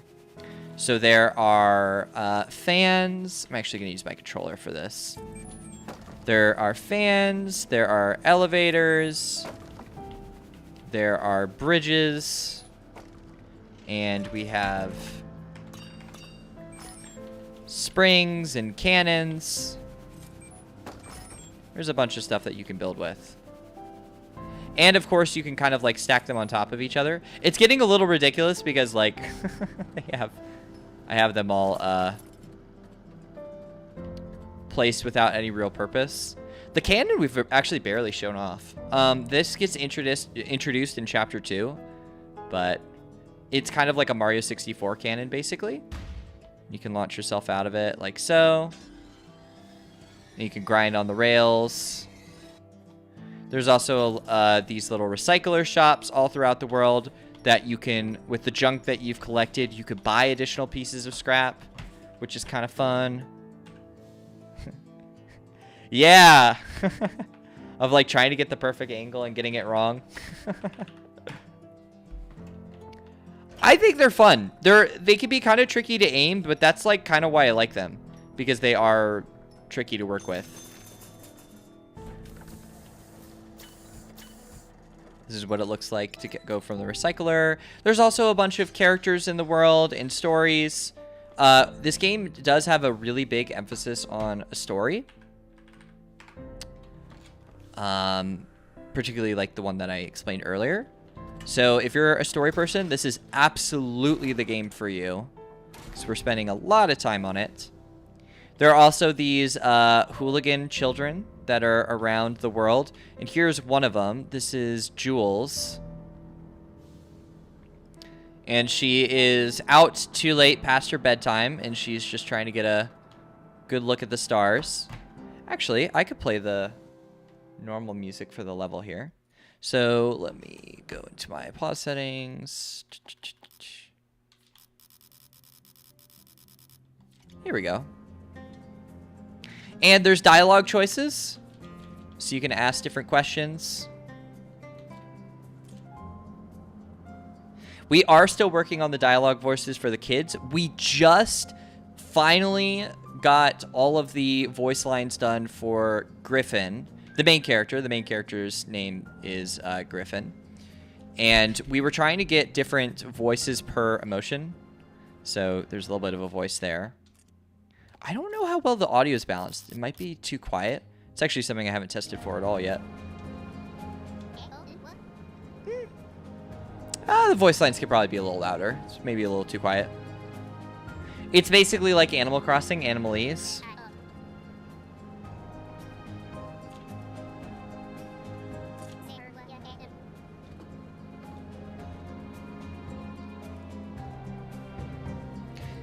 And she'll explain how you can get out of this section, stuff like that. But yeah, that's Conductor Cat. There's so much more to like show. It's always so hard because it's like, oh, which part of the game do I actually show to people? But that kind of gives you a taste and a little bit of context of what's in the game. You're seeing it without a lot of the beautiful cutscenes that we worked really hard on, but hopefully that gives you a picture. Although I think I'm gonna put this music back on. See if we can jump ahead. And jump to our challenge level. So the thing is after this point, I wanted to do something interesting with like the rails, like curving upwards or going downwards, but I haven't really been able to. I've been kind of stuck with like the jump logic because the jump logic has to change in order to get that done. So for now, I might do just like more traditional timing-based challenges while it's getting squared away.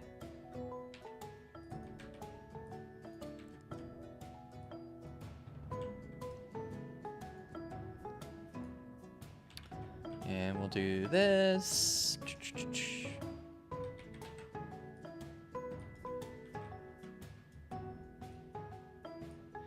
This, I think, would probably be a good time to use the moving platform versions.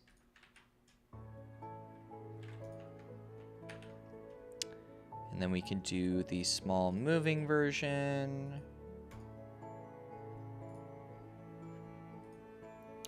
Set it to position mode.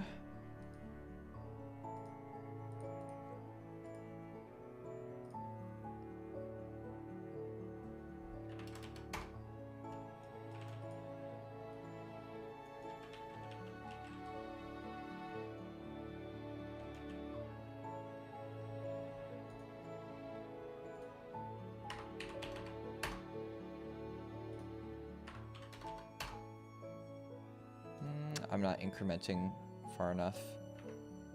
Maybe 600? Yeah, something like this. What height is this at? So this height is 413. Okay, so that keeps the height level with everything else, and then I can change that to rise. Wait time, I don't want the wait time to be too long.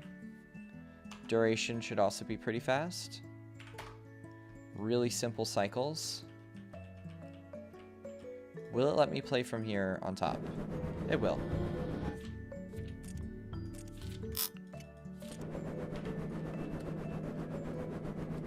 So what does this look like?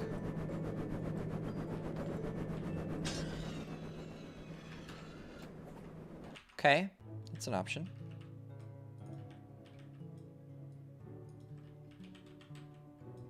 Okay, so I think that should work. I'd prefer to keep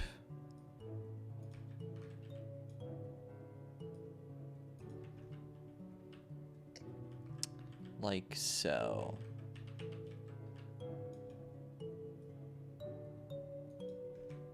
that's good.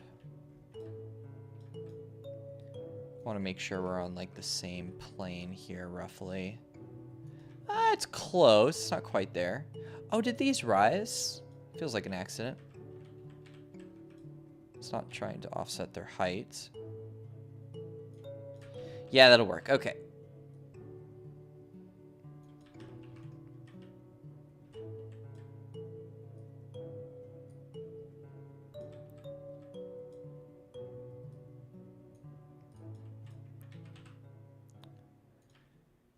Then...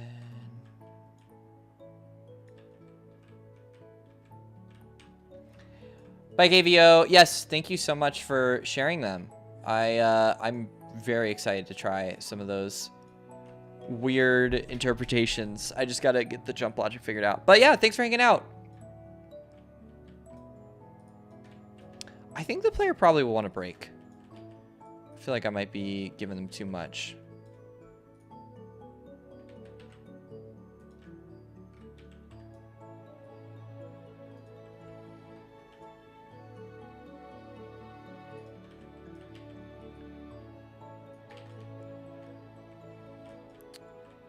Okay, so we'll roll with something like this.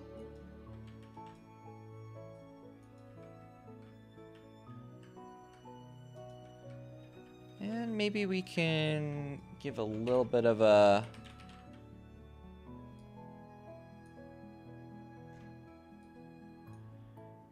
give players the chance to climb a little bit. Probably move this out. Kind of force them to speed up. It's an interesting acquired input. Oh, we're out of the music. We've got to the end. I'm gonna have to probably figure out something for future streams to have an easier assortment of music, because right now it's a little too requires too much manual intervention.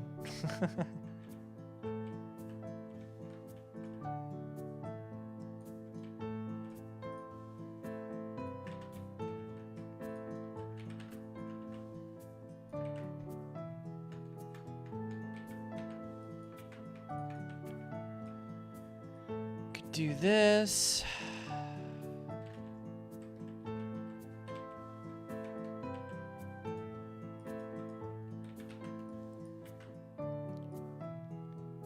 Yeah, have a little bit of a climbing challenge at this point.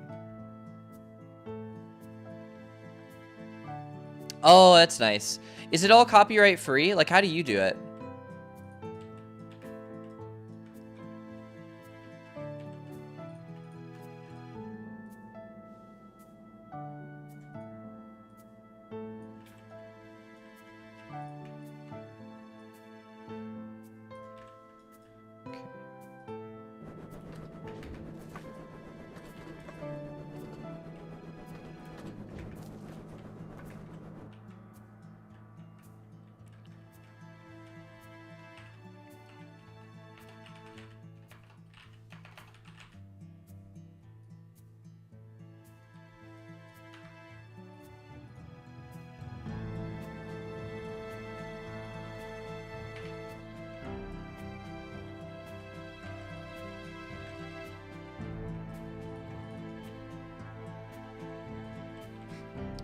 The narrow little gap here is bothering me. Yeah, there we go. Use Spotify, and I have some other people who do covers of songs or their direct songs that are okay to be streamed, all copyright free. Found a few of my own, some for friends who have playlists that were stream safe. Nice. Okay. Yeah, that makes sense. Yeah, it's something I guess like I never really considered, like outside looking in, is just like how much music you need. I guess if you're playing a game like directly or something that already has audio, you're taken care of. But if it's not that, like if you were doing a drawing stream or art stream or something.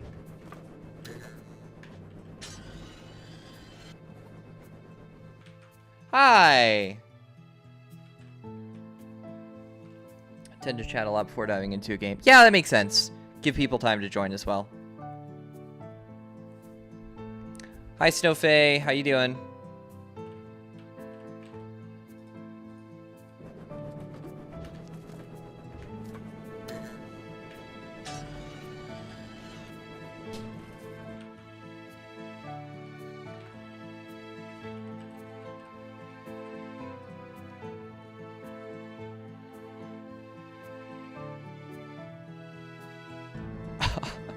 I just had a stupid idea. This is a stupid idea. I feel like I need to tell myself no right now. Is there any way I can make this work? Is there any way I can make this work? This feels like such a wrong idea. Tired, time to wind down. That's how I'm feeling. I'm so tired today.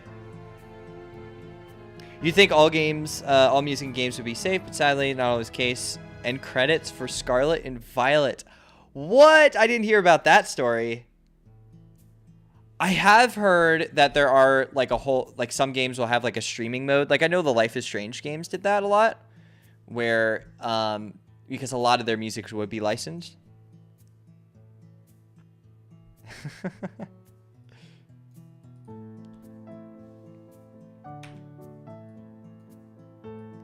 That is so sad.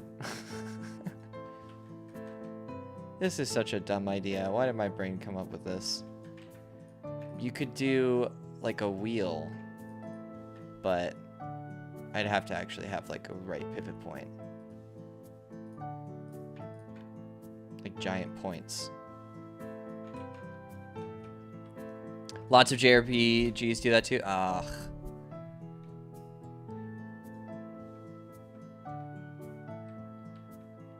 Interesting. So the lyrics are like generally the bar. That makes sense though. That makes sense. Some really wanted their song to be in the game when they which all streamers streamed it, got smacked with this silence portion of the stream. Yeah. That's rough. Isn't Twitch a little more lenient than YouTube, like generally?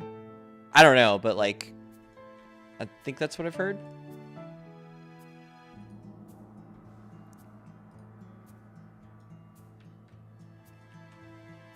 There's something else I could do. Mute part of the bot. Yeah.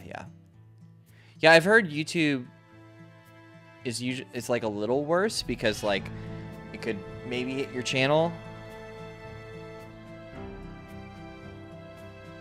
To get hit with an actual violation, it has to be something pretty egregious. It happens frequently, and or you get reported, you can get copyright strikes against your account. That makes sense. That makes sense. Okay, this just raises so many more questions though, because like I was watching a Mango stream. I don't know if you know who that is. It's a Smash player thing, and he played like Daft Punk's like One More Time, and I heard it like a few times. There's like everything he was playing was like copyrighted music, and I was like, this is a really big streamer. So like, does he have a deal? Does he not care? Does he not store VODs or something? I did not know what the story was, but I was like kind of surprised by that. But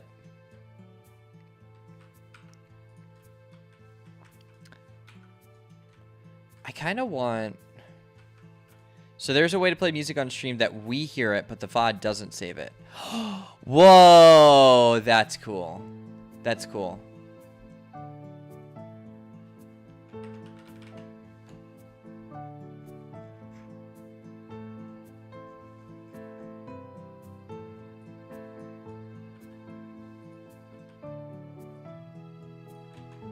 That makes a lot more sense.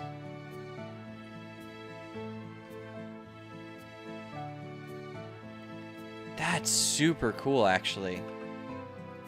Maybe so much easier. Like, yeah, I'm just gonna play whatever I want now.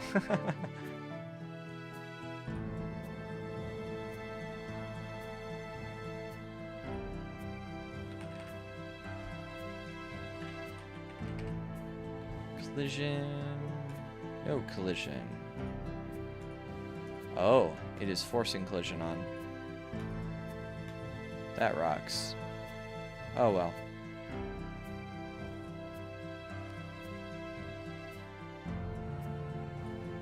Oh, maybe I could just do the smaller one.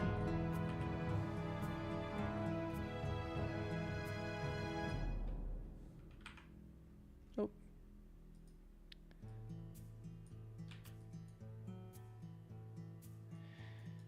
I want to do a cool thing where you have to like jump in between the gears. I feel like that would be so visually interesting. But I'm having a hard time finding like good asset for it.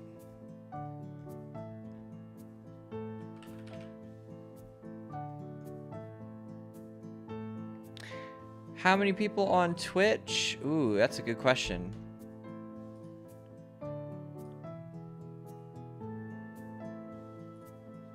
Let me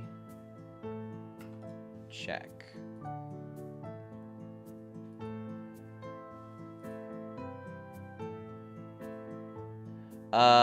I just looked at my own stream. It says 6, which is really nice. Okay. It's incredibly handy. Also, not all copyright music is forbidden, depending on the license. Royalty-free music falls to that category, where if copyrighted, you just have to credit the composer. Other royalty-free is they're free to use with no restrictions or copyright. Yeah, that's a good point. That's a really good point. So I guess it just like all depends on what it is.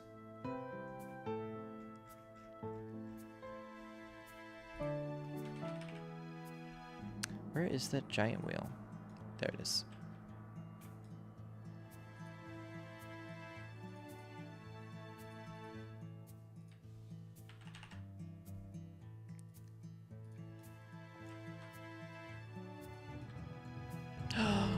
Oh, come on. This is going to be so cool.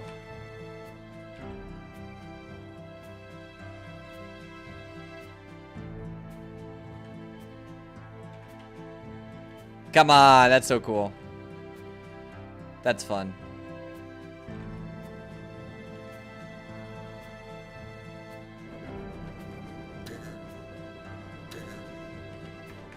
Yes, I love that.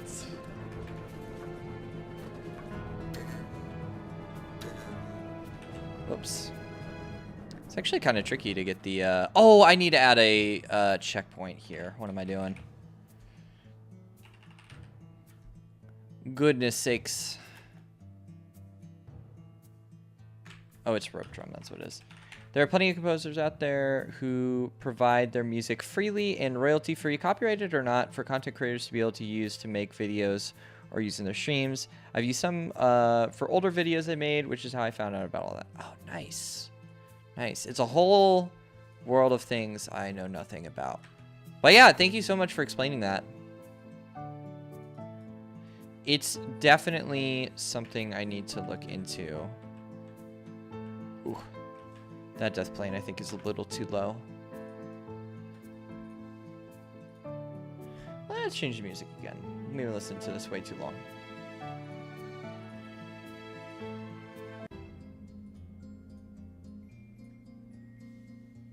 Yeah, thank you so much.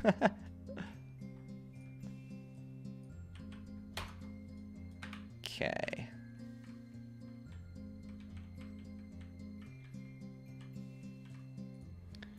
Then let's make sure the rope drum doesn't drop that low.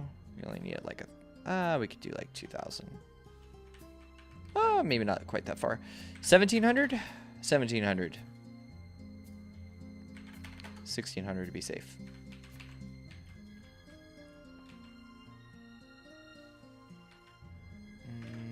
Which side do I want to put it on? I guess that's fine. Oh, oh no. Okay, let's see.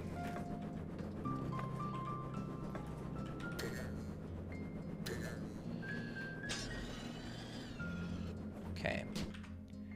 So, I think this visual is really strong, but I don't want to introduce it quite yet because I want players to be able to spot the cycle. So I think I will probably introduce it after this point. I kind of want to give them some gradual build up. But this is definitely going to work. So we have like section 1. We're gonna do sections 2, 3, maybe 4. Trying to see how I escalate this and make it more interesting as it goes along.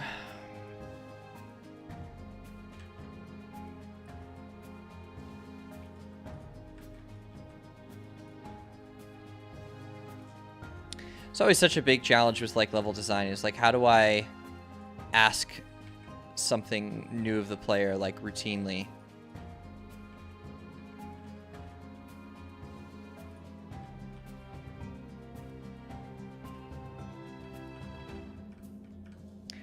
Sadly, I have to get up early, Mark. Totally fine. Totally fine. There's no obligation for you to stay. It was good seeing you, Nixa. I might call it earlier tonight too, because I'm just, I don't know, I'm just tired today. But thank you so much for dropping by.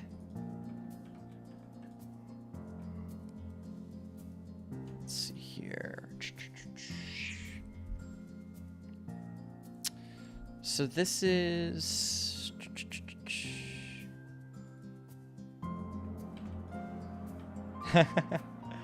Bye, Cheese.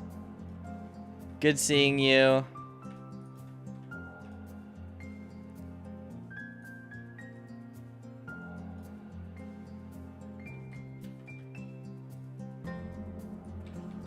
Maybe we could do something like that. It's kind of fun. Good night. Sleep tight.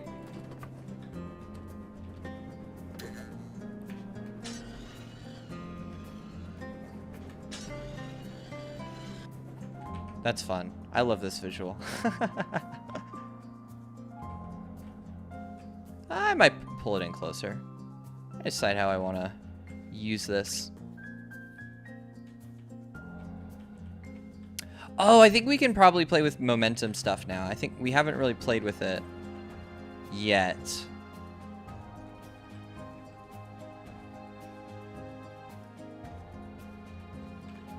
So...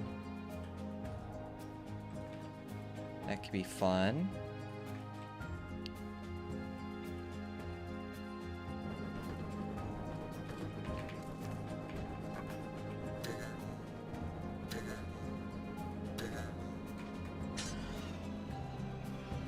Slow.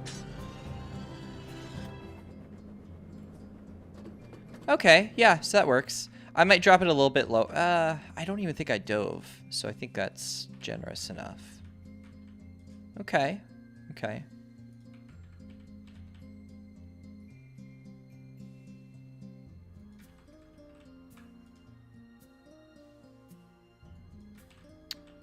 All right.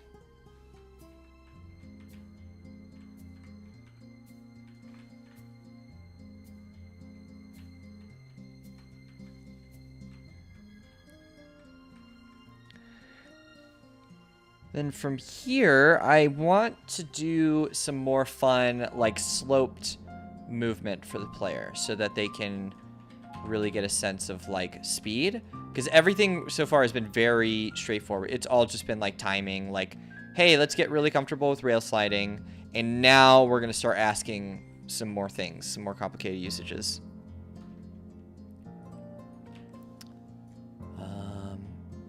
It would definitely be good to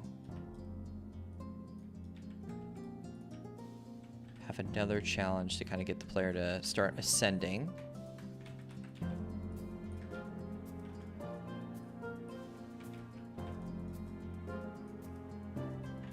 Could probably switch the music back to the challenge music. There we go.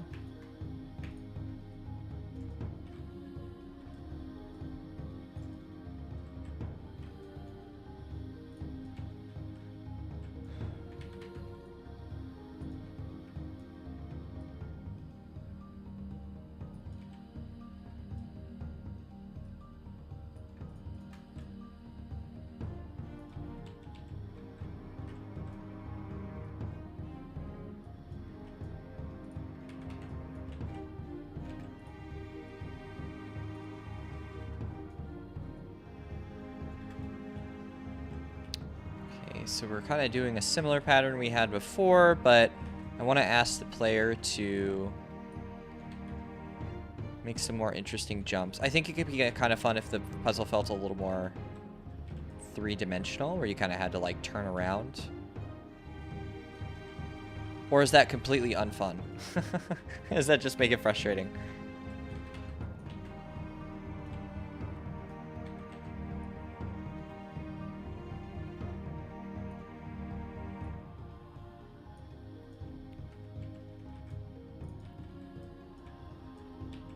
Maybe you could do something like this. Is this cool or is this lame? I don't know.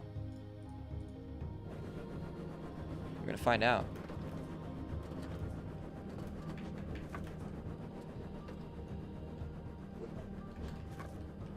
Oh, no, that's fine. Yeah, that's totally fine. I like that. Do you want to raise that so they don't look as disconnected?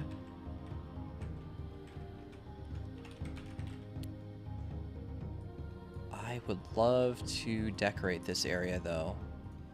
I'm such a fan of this, like, visual of these, like, floating crates. Oh, I could make them spin. That would be fun. How would I animate that, though?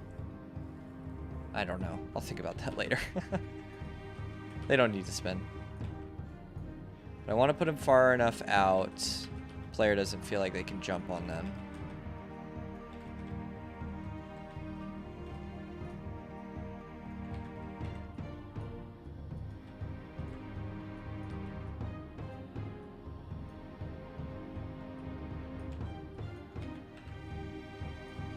Maybe do something like this.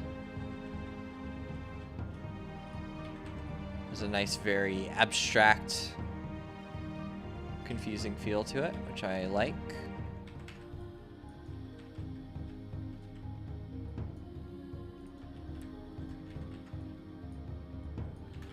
Feels like space, like they're just floating aimlessly.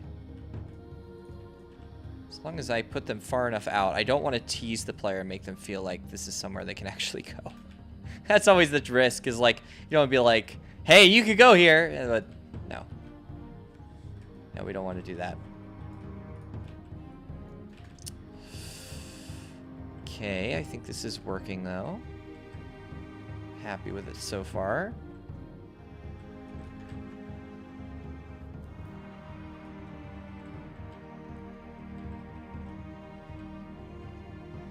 I do think the back visuals need to get built out a little bit now.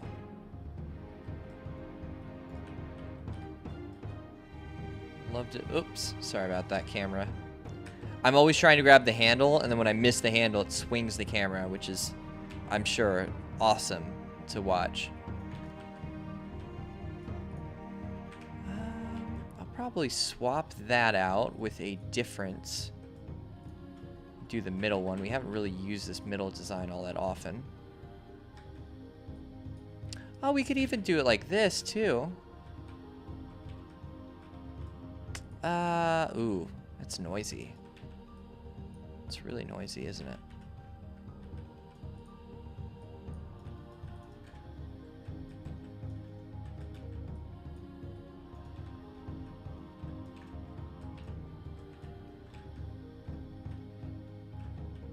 Okay. I like it. I like it. And those little rails will not be there. Those are just temporary, so we won't tease the player any other way. So you kind of get to this part, and then you see that there's nothing really ahead. These kind of make you think that, oh, could I be over here? Which you could. Whoops. But...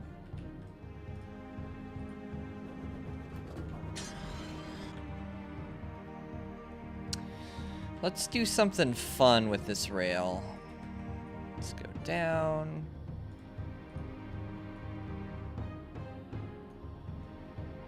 Slope it. Nice, simple little 2D Bezier shape.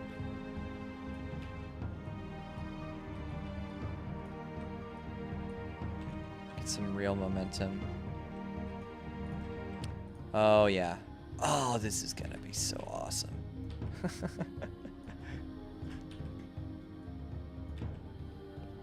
Look at that. Come on, is that not fun? I explore any route I think is a route, even if after I try it, it's then obvious that my route was never the intended route, and I made myself struggle for no reason. That's fair. You know what? That is so fair. Does make me consider, like, do I put them even further out? Because you could definitely reach those.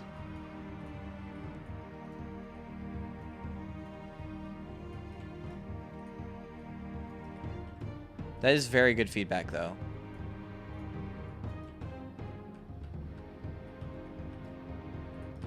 If you put them too far out, they're almost kind of like annoying and not interesting.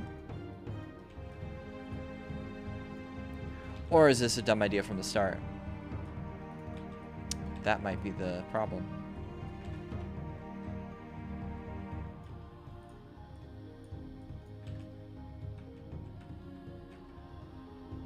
Somewhat of an interesting visual.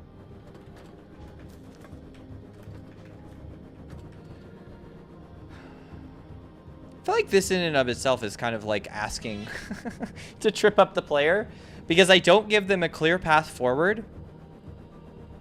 And I put these very odd cubes everywhere. They're like, am I supposed to go to these? This is like begging for problems and issue reports. But then there is the giant spinning wheel to the right. I don't know. Oh, look at that. Oh, that's awesome. That's so awesome.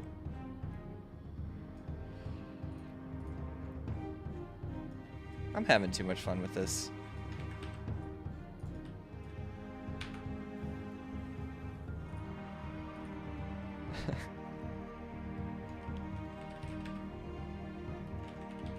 It's often said that for a game developer, a game developer's favorite game is just making a game.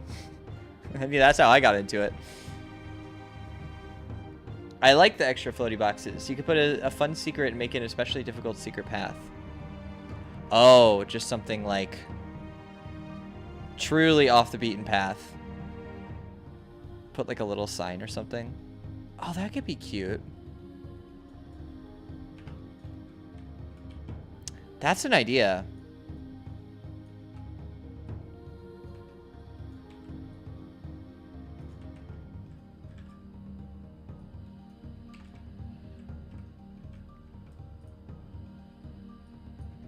Okay, I'm processing that. I'm trying to think like what would be. We could put like a little sign.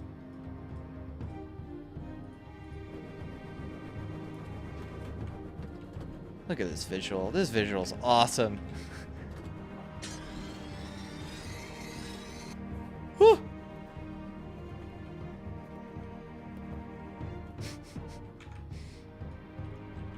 This is why I can't finish this game. I'm too busy playing it.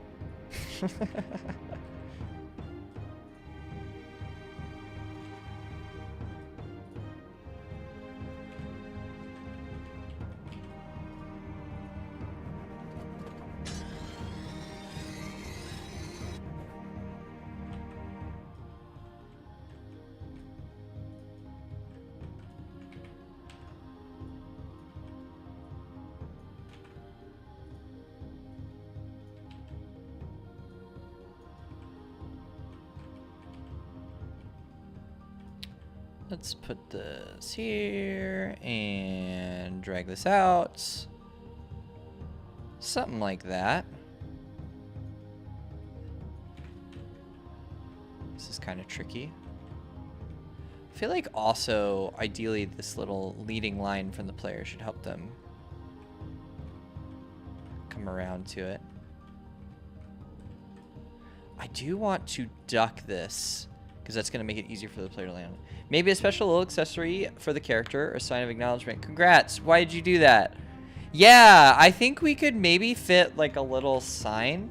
So we have these in the game. And then we could do something like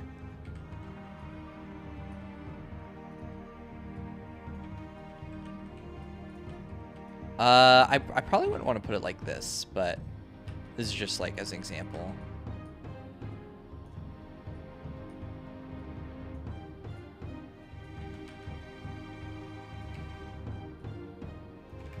Something like that, where if somehow they manage to get over there, there's like a tiny little sign.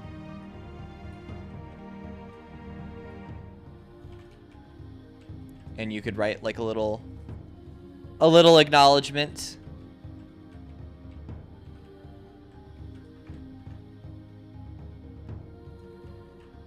But how would the player get over there is the thing. Oh, I have infinite glide on. Oh, Faye, I'm so glad you're here because I had a thought the other day about accessibility features. Because, so one of the things we can obviously do is, you know, talking about like the inputs and making it easier. But then it hit me when because we were talking about Celeste accessibility features last time. But I realized we have a glider in our game, right? Which normally just goes like this. But I could include an option in the settings menu. So you would go to settings, options, and then there'd be like an accessibility category, or it might be its own tab. I don't know, something like that. And under the category, you would have the ability to turn on infinite glide in any level, which would basically be this. So you would have access to this feature anywhere in the game. Now, it does completely break the game, so you could take this and you could fly anywhere you want to, right, and beat a challenge without even trying. But I was thinking this could be a nice additional accessibility feature on top of everything else, because, like, you can, if there's a puzzle that you're really stuck on, or if there's a challenge where it's like, for whatever reason, you can't do it, maybe it's too technically challenging, or maybe you think it's unfair, or whatever it is, like here, you could just cheat your way. Well, in that case, I messed up, but you get the picture. That's something I was considering, because I think that could be really helpful just to have. And then we would give a little disclaimer too, and be like, hey, by the way, like, this completely breaks the game, but if you need it, please use it.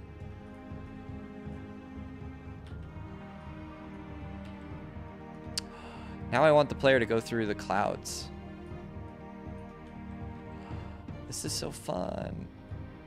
Is it double-sided? Does it look weird on the inside? No, it doesn't. Oh, this is awesome. I'm having way too much fun with this. Let me turn the collision off. No collision.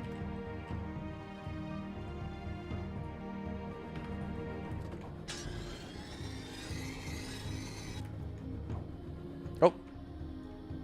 Messed up. I want to see how this looks and feels.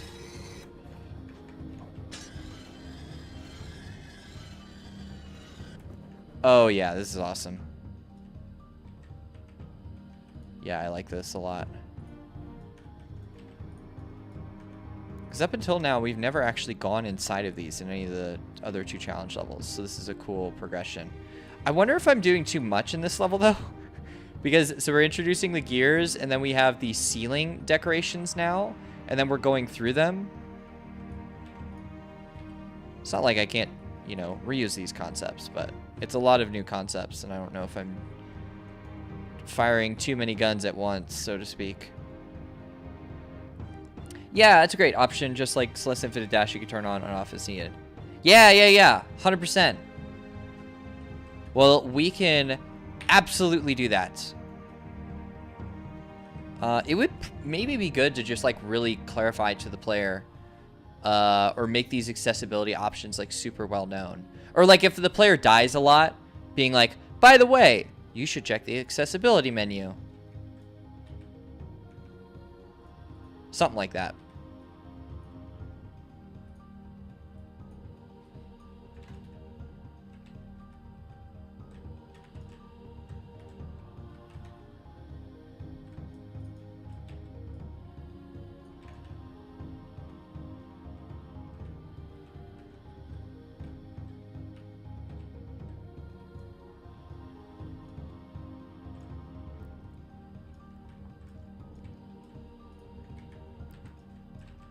I love spinning objects in these worlds, don't I?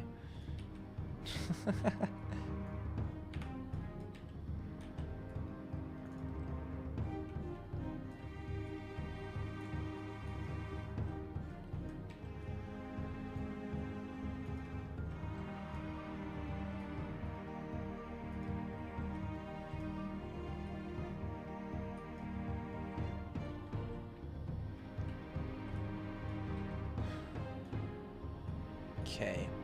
I think it's also time to change the music again.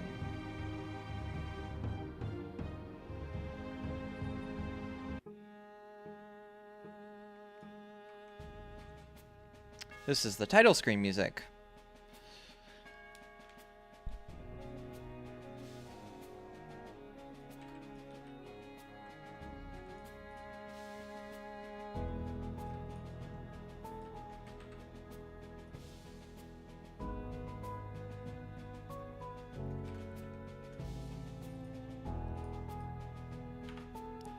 Maybe I can try and make these a little...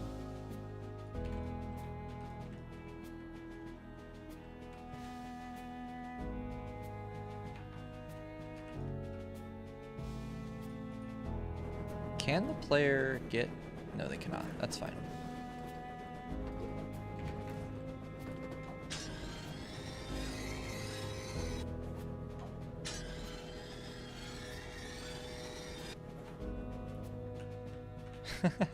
You could go so far if you keep that momentum going.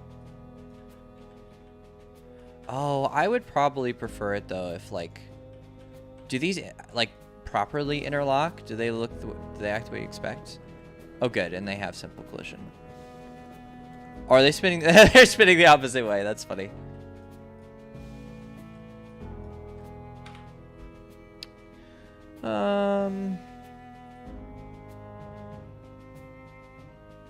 Can I not adjust the wheel speed per instance? Well, that's an oversight. I should probably be able to do that.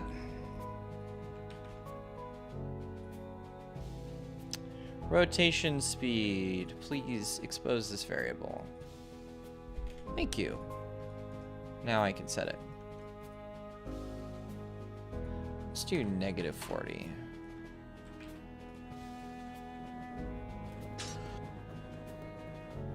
Okay. Yeah, that looks correct. That looks correct. Good.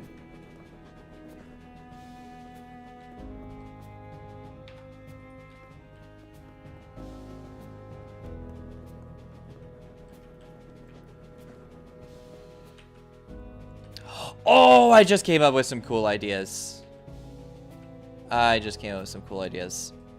Okay. So we have these platforms, right? Well, what if...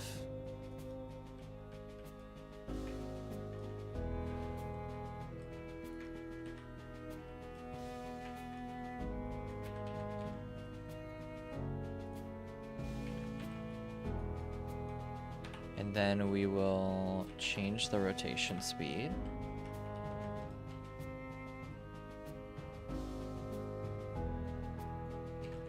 Back.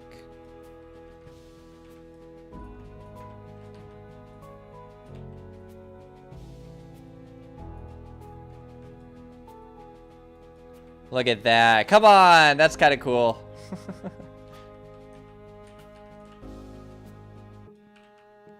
Oh, this song does not loop very well. It's not designed to loop.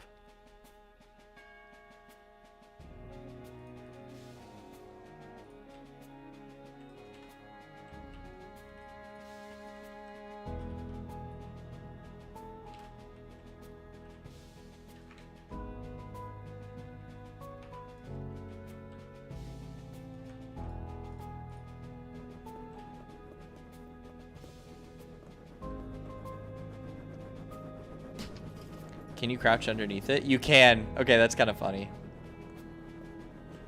Crouch.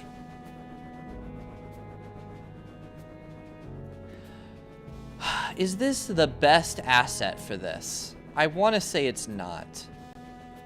But I don't have too many other better ideas. You can't jump over it, which is important. Crouching underneath it's a little weird, but that's okay.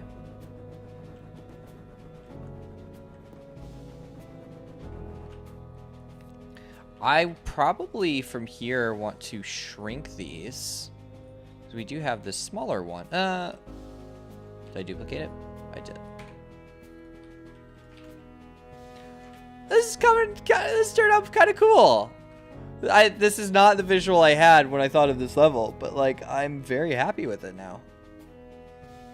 I wonder, gosh, this was such a good idea. I wonder if I should just save this for later and use this in a later level. I do love this concept. Like I have to like restate that so many times, but gosh, it would just require a handful of custom things. My hands are already full right now. I could probably complete the level without doing it, but it's such a good idea. It's actually such a good idea.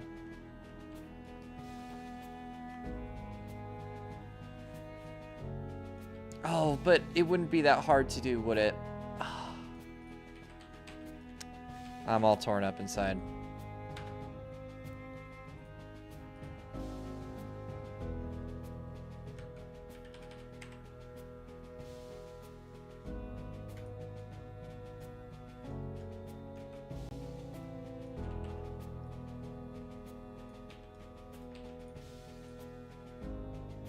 So, assuming... Here's a question that I have now.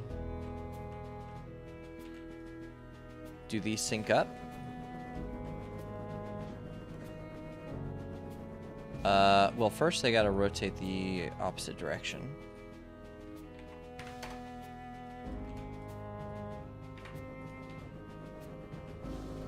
Does that actually work?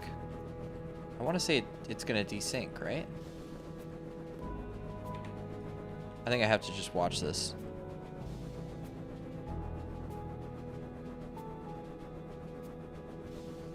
Surely that will desync eventually, right? How do gears work? I don't know. Alright, let's go do a different song. Oh wait, this is the chase music. I don't know if I played that on there.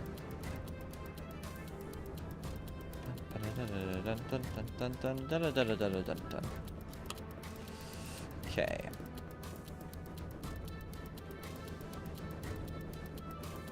This is fun.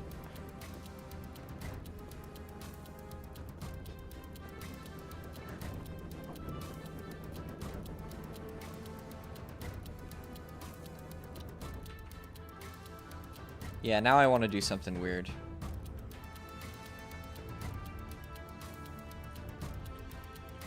I want to take one of these and just go straight upwards, because that would be so bizarre and so cool.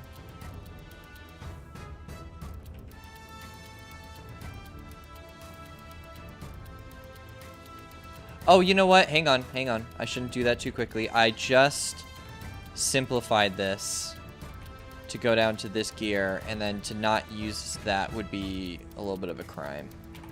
I'm building this idea, and then to cut that idea so short would be wrong.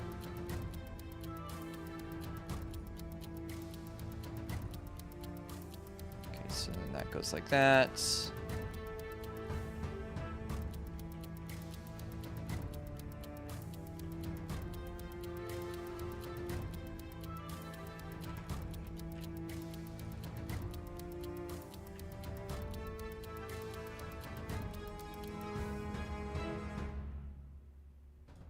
Oh, I know what I could do. I am so goofy. Why didn't I do this earlier? Wait. Oh, because it's rotating the component, not the actor. Mm-hmm. Mm-hmm.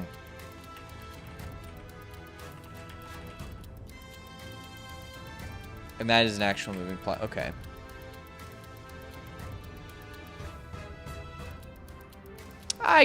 I could build it in here.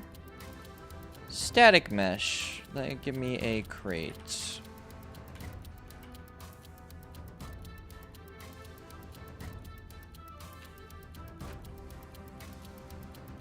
By the way, sorry I'm not as chatty as last time. I usually never chat in streams. This is an exception. I'm usually multicasting with stream in background, which I'm kind of doing now. Still enjoying the stream. Oh yeah, no stress, no stress.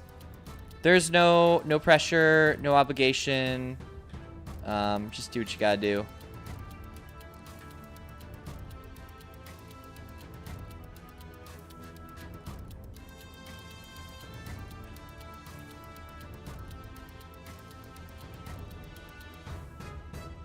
Oh, actually, hang on. Ah, I can't do it like that. Never mind. Because I do need something that needs to be kind of like separated from it. Alright, I guess I gotta do it that way. I guess that's fine.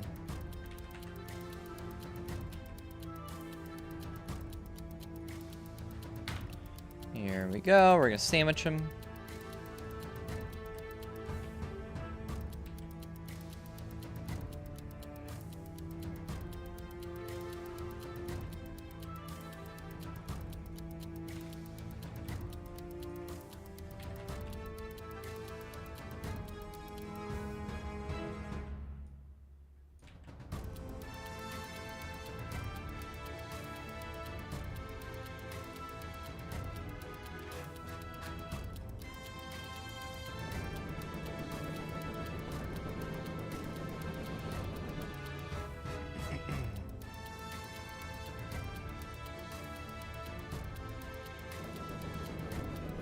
So it rotates this way.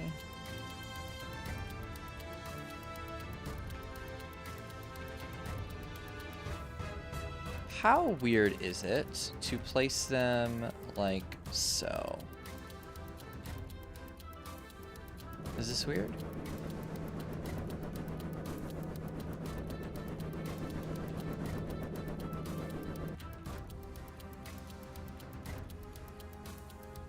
I think that's too soon. I don't think that's necessary.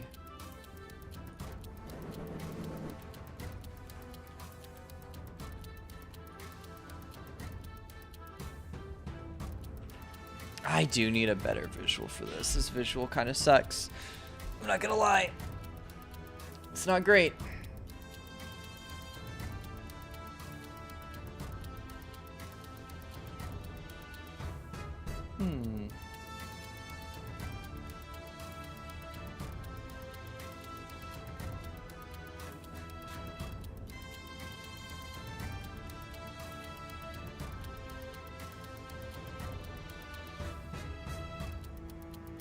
I do like this design though. I think the problem are just like these poles at the bottom.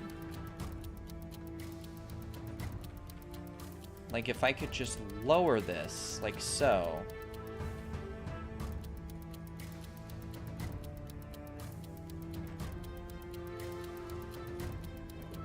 Yeah, it's much better, much better.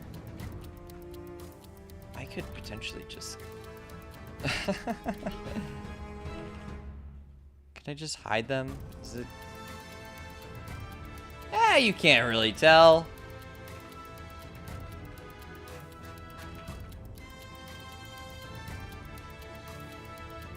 Come on, that's gotta be fine.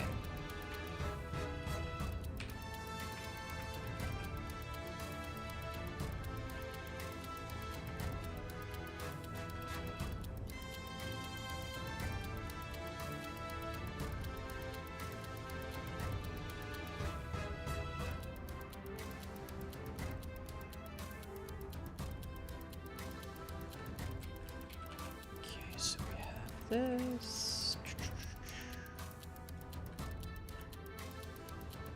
Pull it back this way.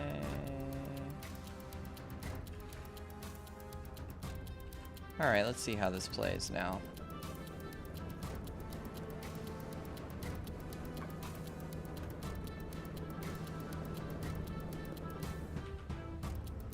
So it almost works, but I do feel like it'd be better. Just good to have.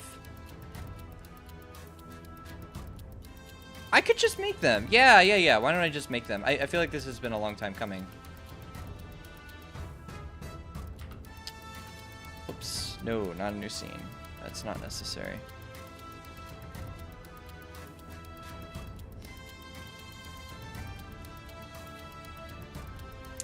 Blender time.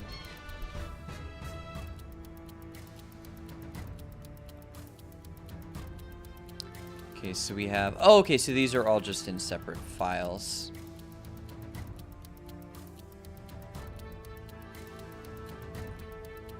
Delete these. These are not going to get used. These polls. Oh, these are just lit. Oh, that's perfect.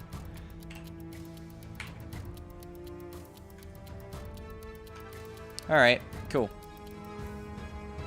And that should just look perfect.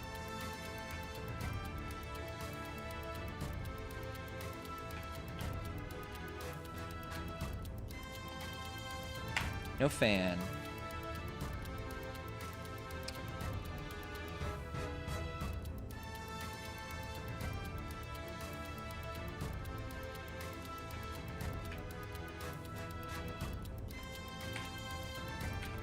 Delete these.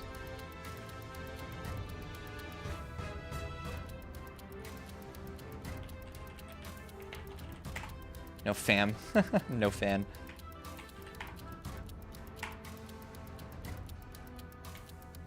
Let me change the music again.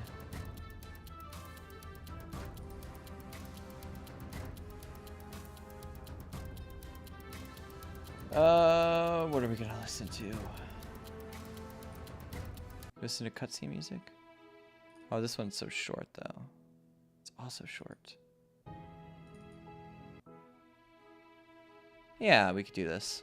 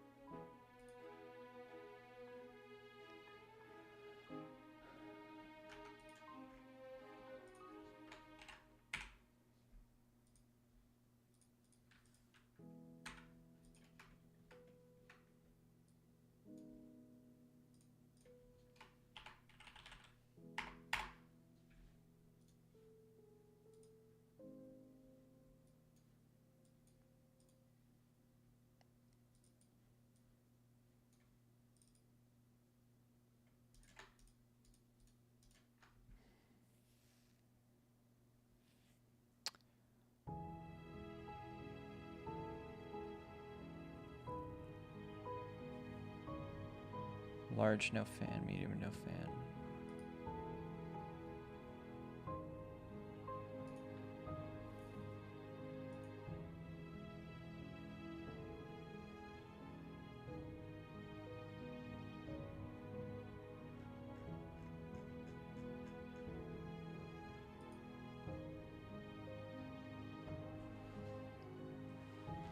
Okay.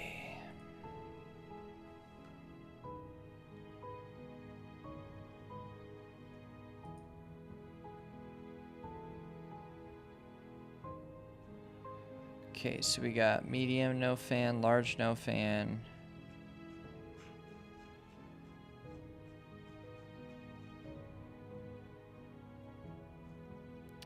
Small collision. Are those actually being used? I don't know if they are.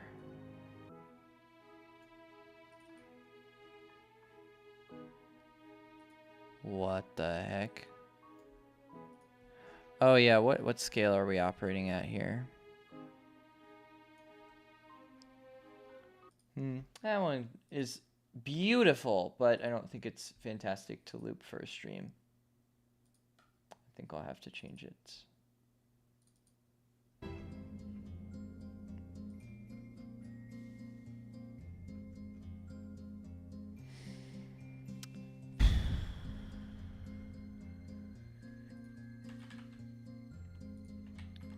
Uniform scale 1.7.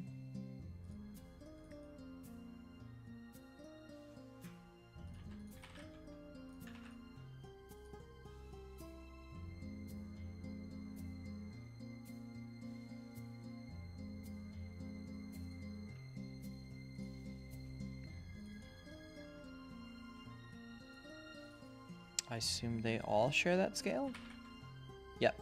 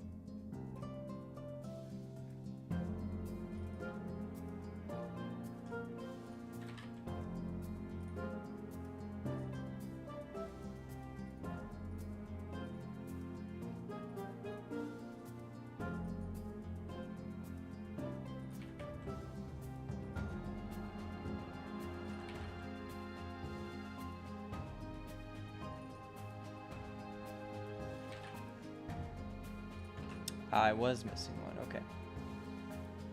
So then I think I just need to fix the internal scale of the normal platform. What scale are we at? Oh yeah, it's super weird. What about the others? Yeah, one's applied. Applied. That one's just not applied. Apply scale. And when we can just fix that.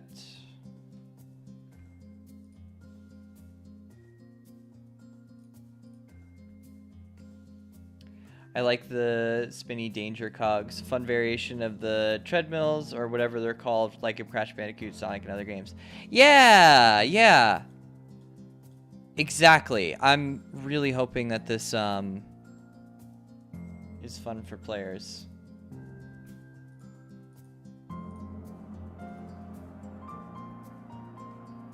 Let me minimize this. Okay, did I fix this one? I did. Good. So now collision wise, I need to check something here. So how are these using collision? Are these using the collision meshes? They are. Okay. Okay. Do I have to duplicate those two? Okay.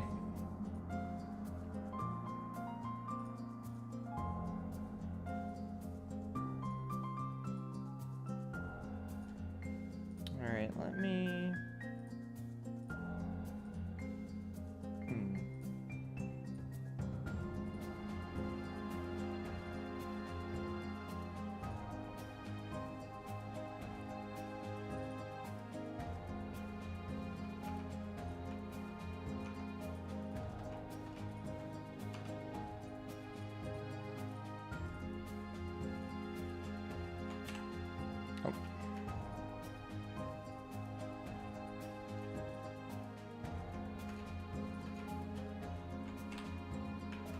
Okay, delete all these. We'll call this floating platform collision. No fans collision. Okay, and then we can import those. What is...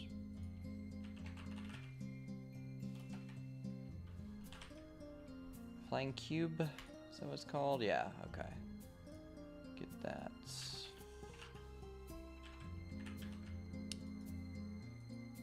Yep.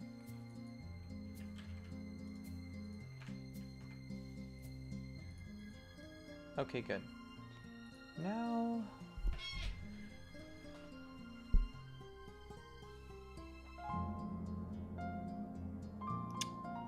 Yes, so now I need to import the... And I assume that these were all...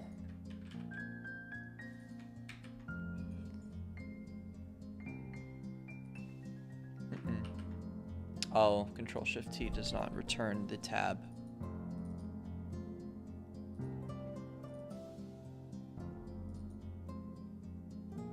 Okay, that's how we get the tab back. Okay. All right, so let's import.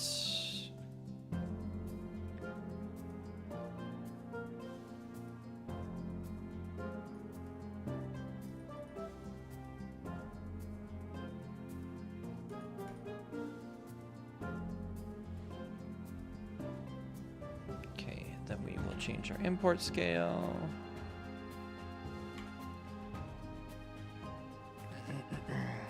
Let's see if this reads correctly. Yeah, okay.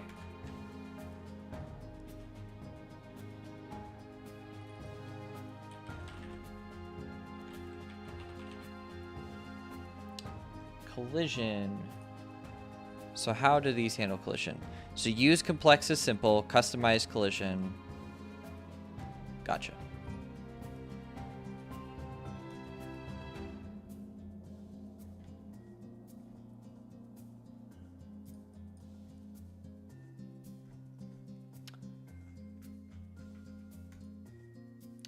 All right, we are going to jump back to Brain and the Bee for a little while.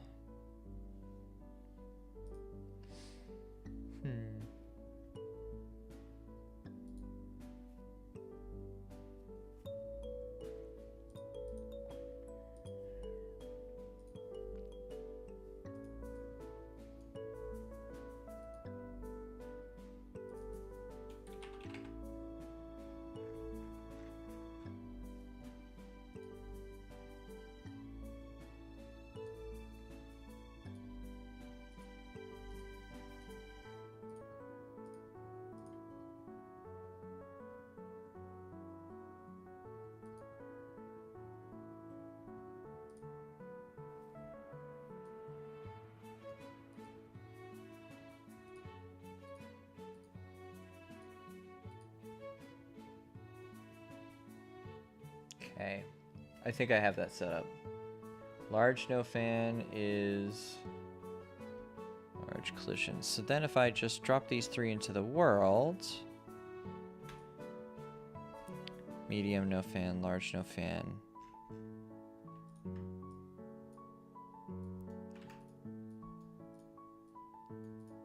This is crazy. I cannot believe I have not done this before. It is such a useful prop.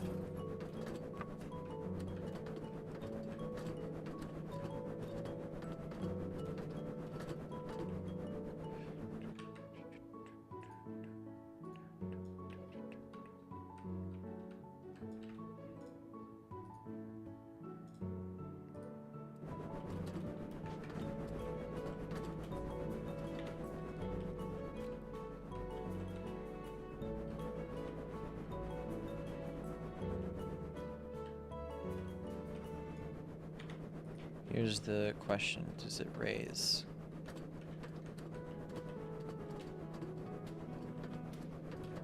Okay, I think I did it right. Oh.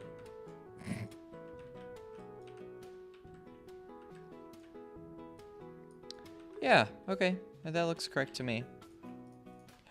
Why did I not do this sooner? This is so useful. That took like 5 minutes. I cannot believe I waited this long to do that.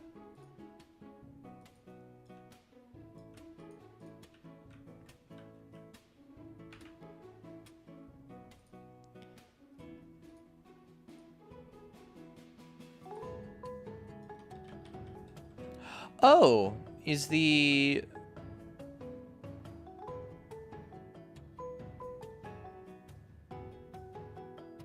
Wait a second.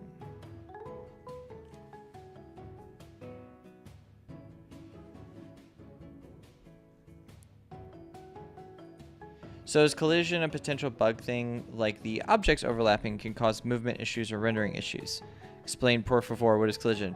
Yes, so, basically in games, there is the visual representation of the object and the physical representation of the object. And I can give you a simple example. So I'm playing with a few different things here, but so these objects both are visible, right? But they have separate variables controlling how they behave in the world. So for example, this object on the right here, I'm going to turn visibility off, but I'm not going to turn the collision off. And then this object, I'm going to have the visibility on, and then I'm going to turn collision off. So now, if I try to stand on this object... Oh, did I prove myself a liar? Wait a second. Oh, there's an object underneath it. There you go.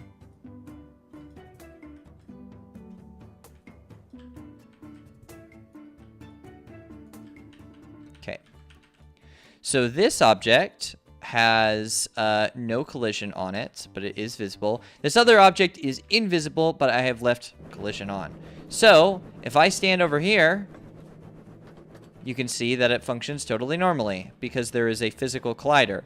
But if I go over here, I fall right through.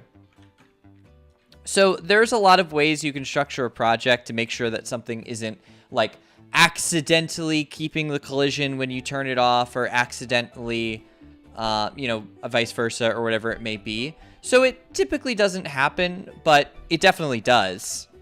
And basically the player's interaction with an object versus the rendering, like the visibility, can you see it straight up, are two separate things. And usually you keep those together. Usually if something is invisible, you don't want collision. But there are cases where this could be extremely useful. Like if you were to have... So let me go ahead and spawn a cube. So we have a very simple cube here. But maybe if you have the camera locked in a certain position, you might want to stop the player from going somewhere. So that's how they do invisible paths and fake out. Exactly, yeah. It's just two completely different things. It's so simple. So like if I were to place this cube here, let's say I didn't want the players to fall in the middle of this object. I could go here and then I could go to collision and I could say, oh, actually, we want collision on. I have it opposite. Then I go to visibility. I turn visibility off. Now, if I stand in the middle, I can stand in the middle despite there being a hole. So yeah, it's actually really straightforward. It's a feature in any game engine. So, but yeah, super, super useful stuff. Let me, now speaking of all these platforms.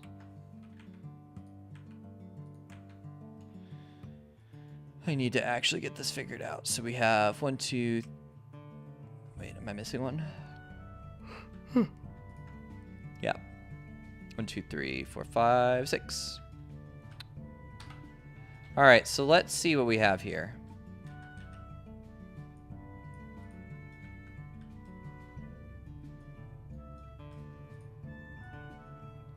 Oh man, that one's a mess, isn't it?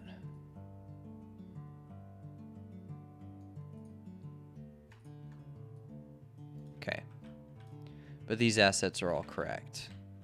But these 3 are most definitely not. My brain is getting wrinkles. Thank you for teaching me that. Yes, of course. I'm happy to share all this knowledge. Game dev is kind of a lot of dark magic, honestly. I mean, there's just so much stuff about it that's like...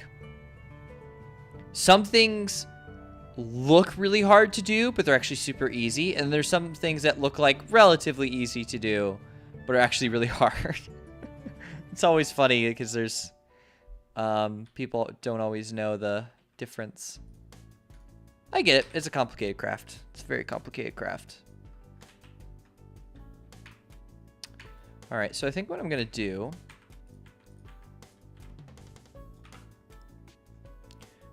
is I'm going to overlay them like so.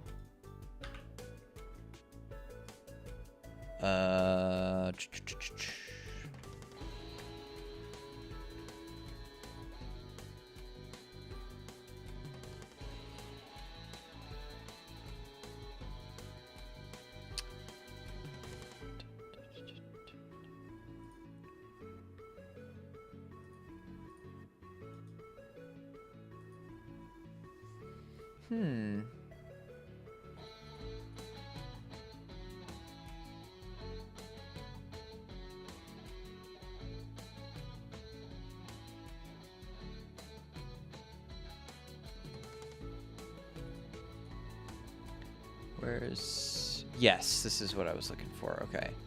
And then rotation needs to get applied, so we'll solve that.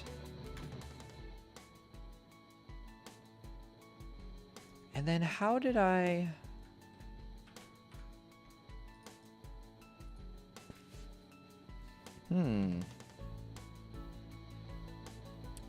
Do these have an import location offset?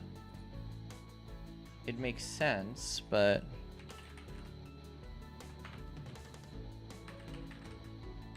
Is it position? Oh, come on, what is it called? I know it exists, don't tell me it doesn't exist. Okay, that's where it is.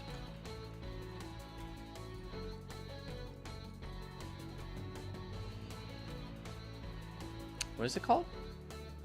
Import, oh, of course, translation. Why would I search for something else? Translation. Oh, it's the silly song time.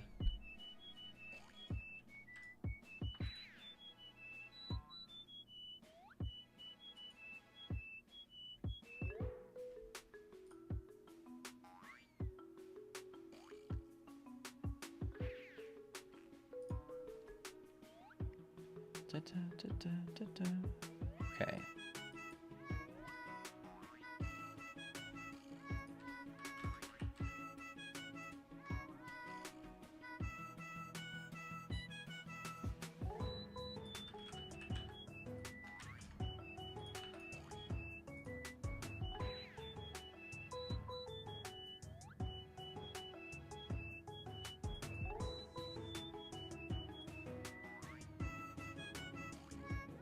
Yeah, exactly. Now it's time for Silly Songs with Larry.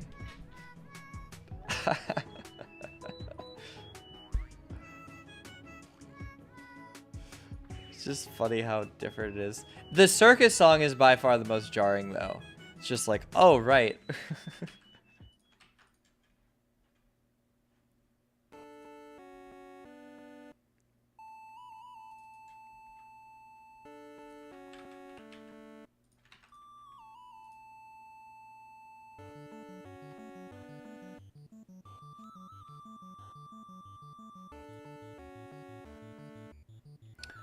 Okay, did I finally... Okay, it's close. So close. Everything looks level.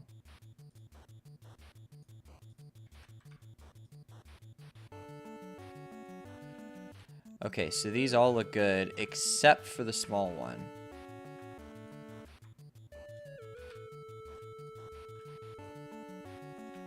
Wow, this is quite a bit off, actually.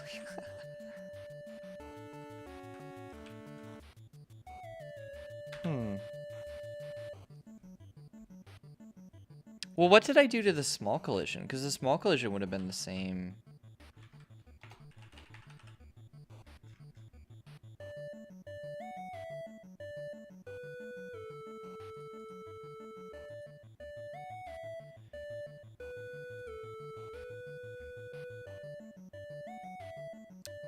The game swears to me there's no trickery, but I don't believe it. I really don't.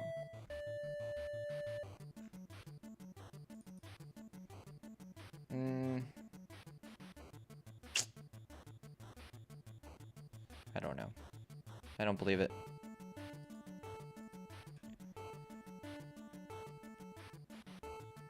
Oh, okay. Yeah. I'm seeing what's going on here.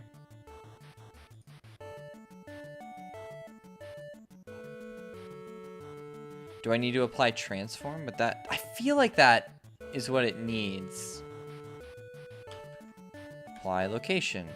All right, we're gonna find out. Please get the location fixed, please. So I don't have to keep fiddling with this. I think that was it. Perfect. Okay.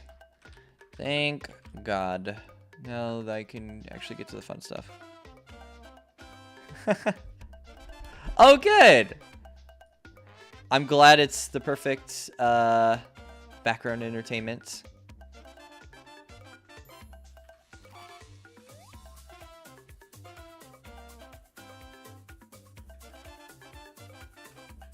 Let's see here. Whoop. And then now I can finally enjoy the fruits of my labor.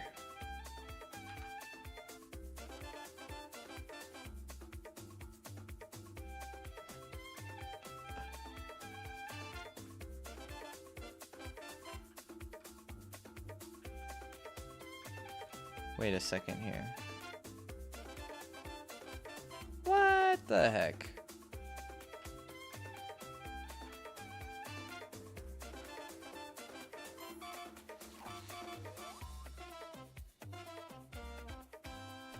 Oh, curious.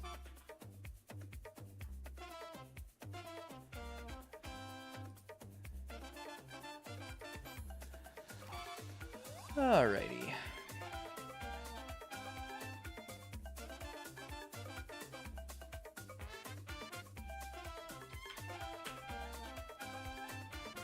Oh, okay. I think I see the problem here. Well, then what did I do with,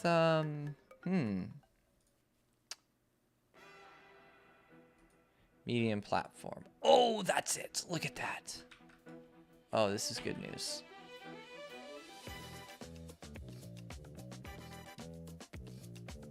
Oh, and this one's offset too. Oh my goodness, all these little things.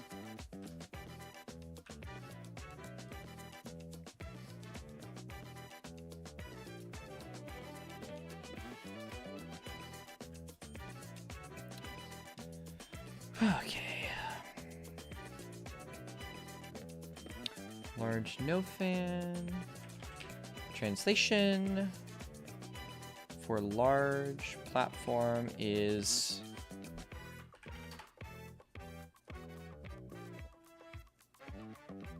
yeah, I thought I did these little micro positionings.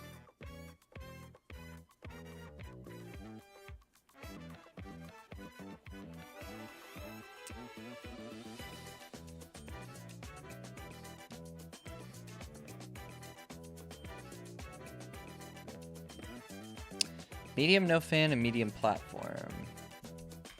Let's look at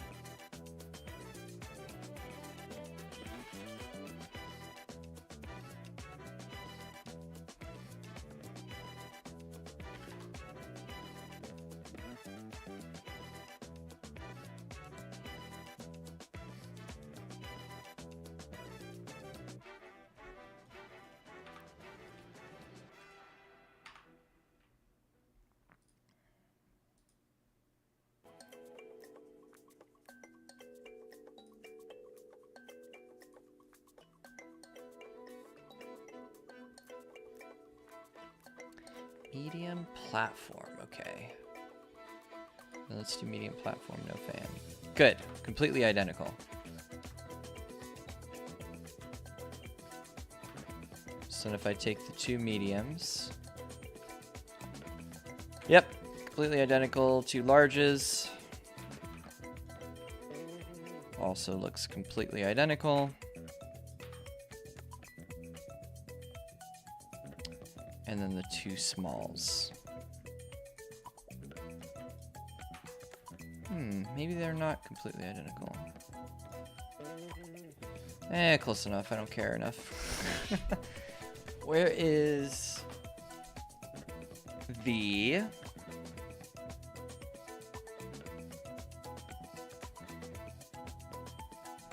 So now I want to double check these collisions and make sure these collisions are the same. How are these collision meshes looking? Ooh, there's holes in them. Oh, did I only drag one? Oh, that's a problem.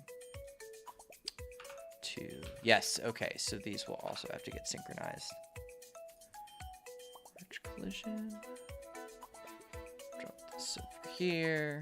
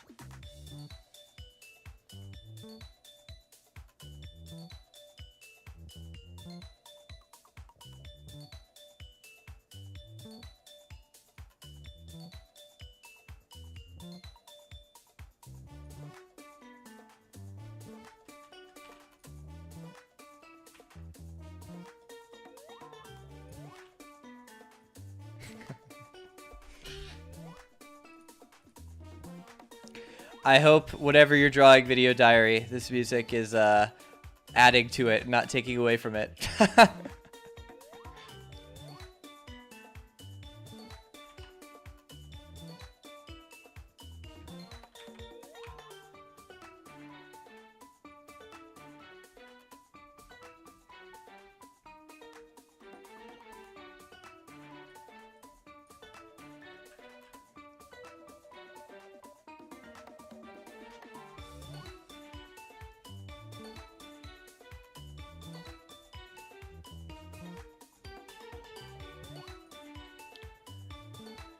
Okay.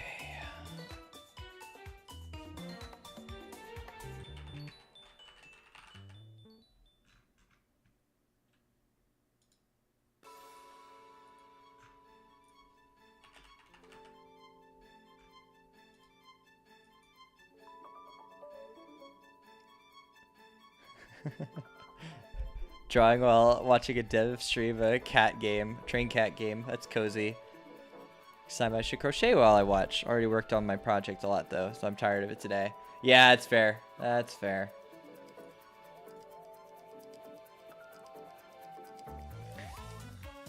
Creativity in general is just very, very cozy. Or at least it should be. I feel like it could be easy to get like frustrated at what you're doing and just be like, why is it not perfect? Why is it not beautiful or whatever it is? And easy to suck the joy out of creativity. But as often as possible, I think creating anything should stay cozy.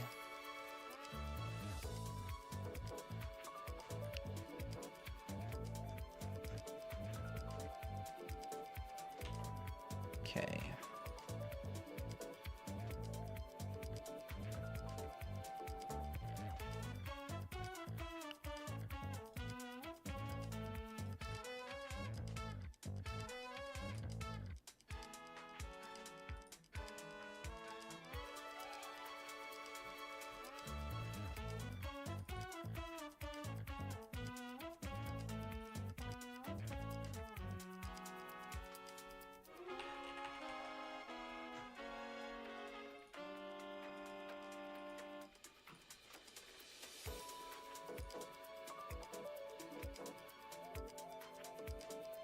Yes, there we go. Okay. So now should finally be done.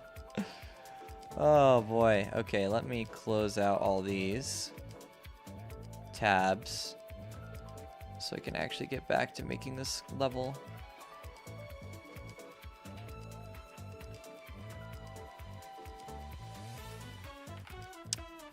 I'm gonna say the side quest is complete.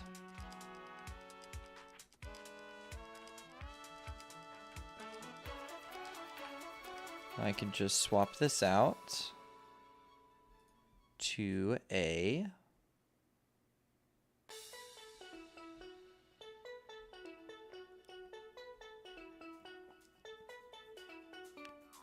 where's a medium no fan? There it is. Okay, good. And then back over here, we could probably do a no fan version.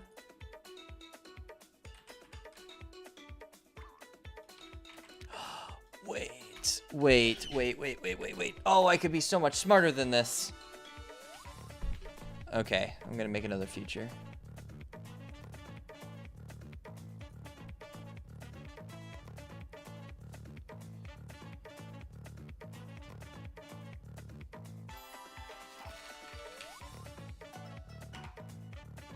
No fans.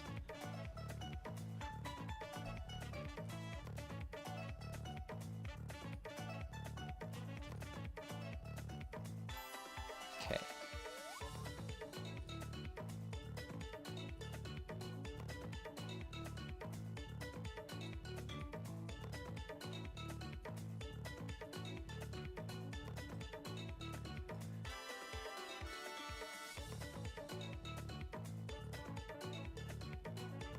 How do I get the fans? What am I doing to get those?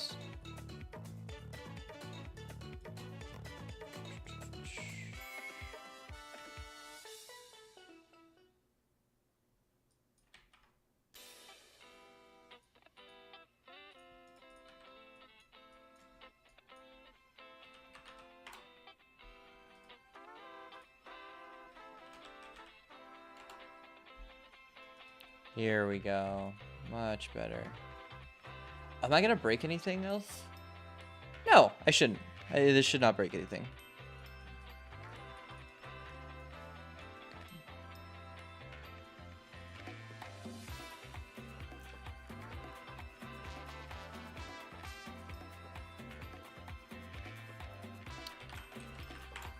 Set visibility.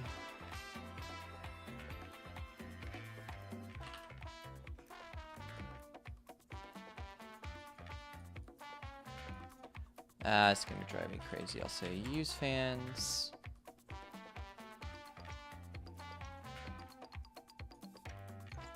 Default that to true. Oh, please. Thank you.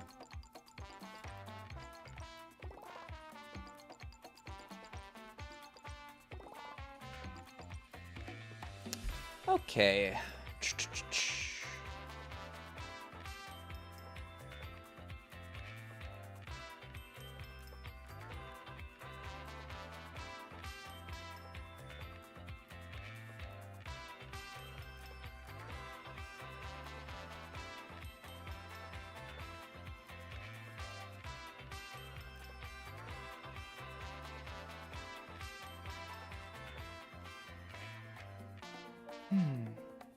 Today was a good day. Today was a good day. I hope you guys had a good day.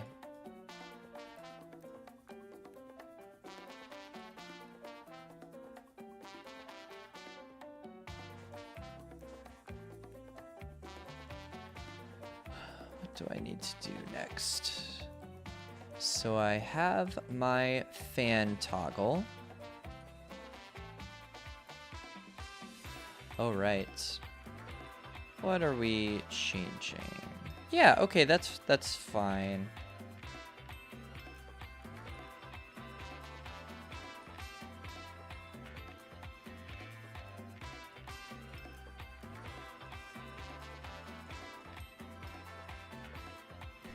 I almost forgot to like the video. Almost a fake fan. All good. And don't forget to like, comment, and subscribe. That's what I'm supposed to say, right? Did I do it right?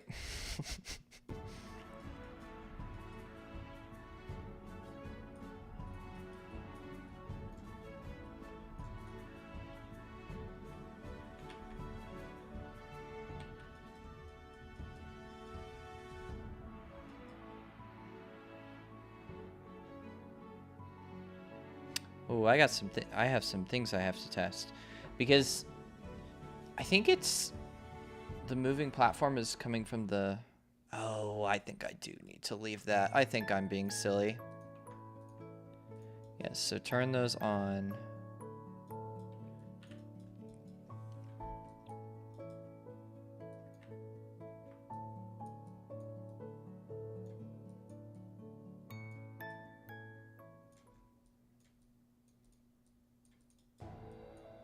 I've just realized we haven't hit the circus song yet. At least I don't think we have, unless I blocked it out of my mind.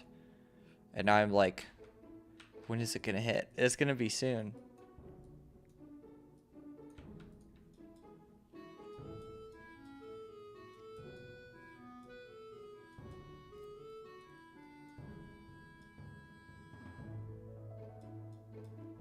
If not using fan. Oh, yeah. If we're not using fans, then we don't need to do any of that. Yeah.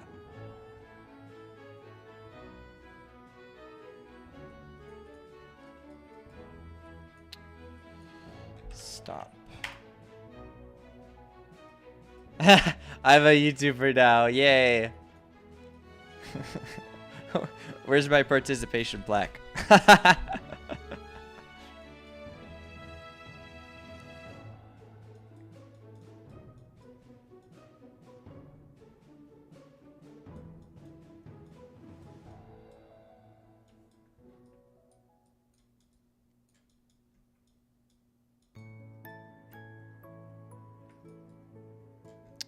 We'll turn looping audio off because we're not using fans, so that will not be a requirement.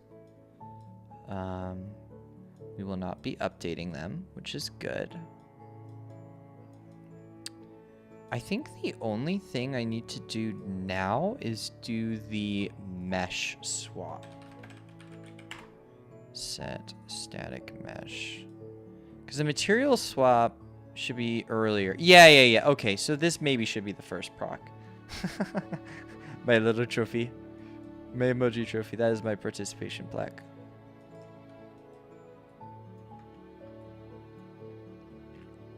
It's still kind of crazy to me that YouTube gives those plaques out. Because that's a very unusual thing for like a company to do. Like does Twitch do anything like that? I don't think Twitch gives out like play buttons or anything like that. But I mean, it's super cool. It's just like very unusual. I can't think of like Spotify delivering you a plaque, or I'm trying to think of like what equivalent would be. Twitter, definitely not Twitter, but but like, I don't know. It's cool. It's cool. That's all I'm saying.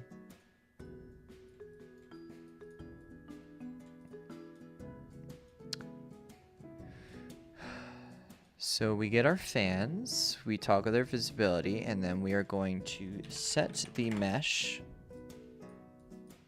based on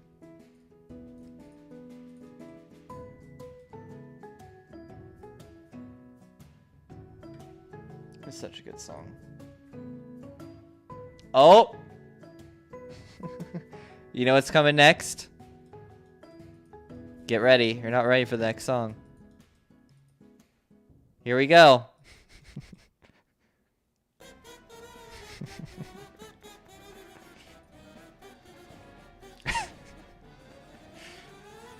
Oh my gosh.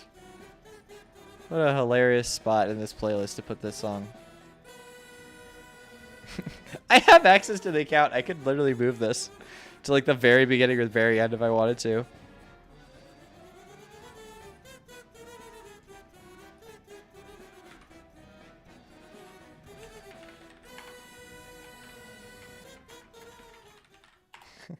Twitch watchers tell us I don't use Twitch. I felt the need to, but I can be swayed. Circus!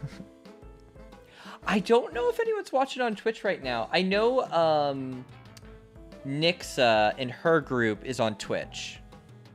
I'm partial to YouTube. It's weird because like I think Twitch probably has more of like a live streaming culture, but I prefer YouTube as like a platform. I don't know. That's exactly why I do restream though, because if you prefer YouTube, if you prefer Twitch, do your thing.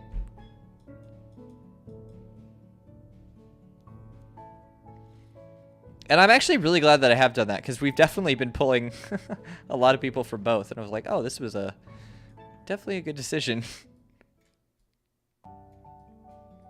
It does give the little, what is it? Like the little branding that says like restream in the corner. But it's so faded and it kind of mixes with the chat. And I'm like, at least in my mind, it doesn't bother me. I don't know if other people are like, brokey over here. But for me, I'm like, watermark's not a big deal.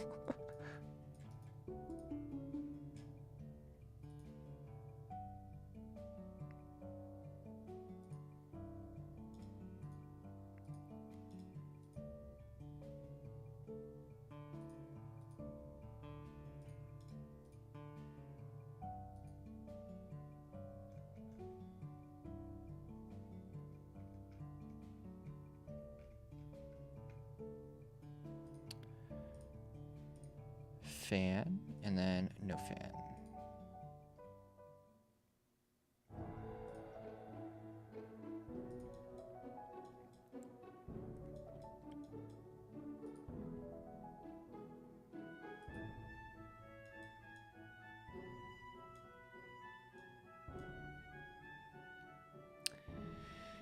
Set visibility. Okay, and then we're setting our mesh.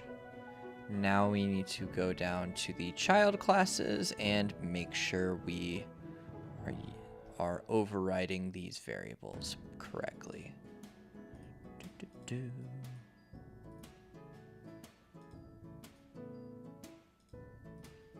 And then the medium is going to be the no fan version.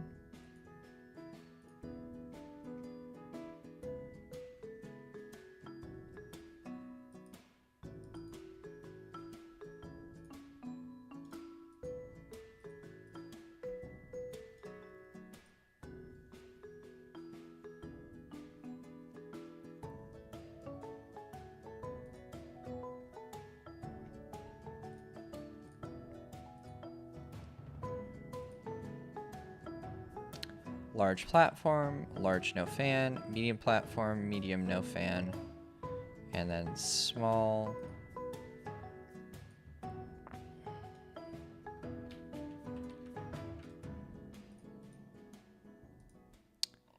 So I think I can save all these.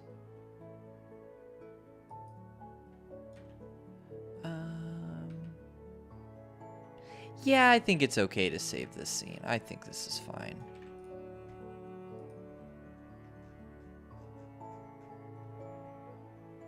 Oh, wait. No, actually, nothing's wrong. I am just crazy. Use fans. No fans. Look at that. Oh, so nice. Use fans. No, don't use fans. Oh, my gosh. Wow. Those look good. I like it. That's kind of an interesting design. Oh, so many possibilities. Why didn't I do this a long time ago? They can be stacked.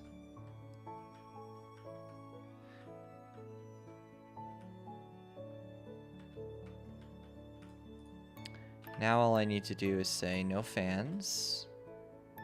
No fans. No fans.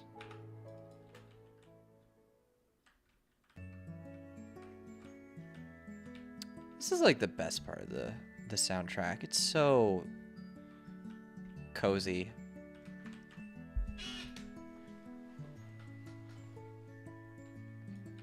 He did such a good job with this.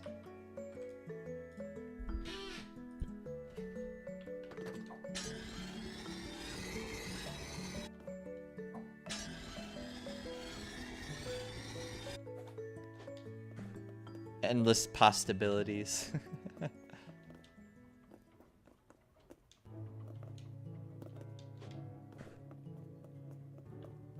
Look at this. This is awesome.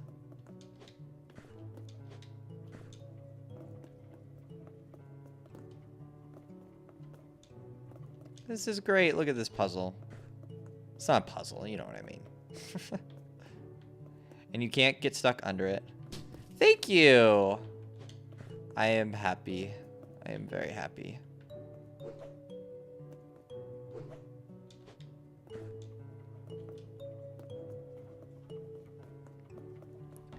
Built a lot. It's a lot of ground to cover. Did you see the loop-de-loop? Did I ever show that to you? This is how the level starts, is that you get this cool little loop-de-loop.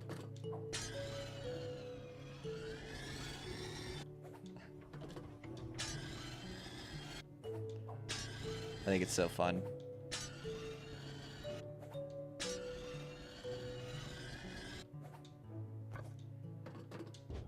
I spent like the first, I don't know, like half an hour like trying to decide if it was worth it to get that loop-de-loop working. Because I couldn't figure out if like I was going to be able to make it look good and if the camera was going to look right. And then I just kind of committed to it. And I was like, oh, it actually does work. Was not sure if that was going to happen, but it did. Oh, I have infinite glide on. I was wanting to test this, but...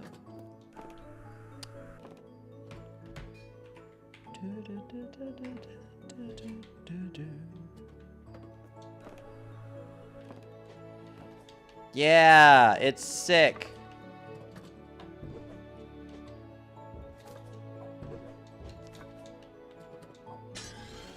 Look at that. That's so fun. Whoop! You know what? I should not have camera collision there. I think that would be a good place to start. What layers are we working with here? Custom, no camera. Thank you.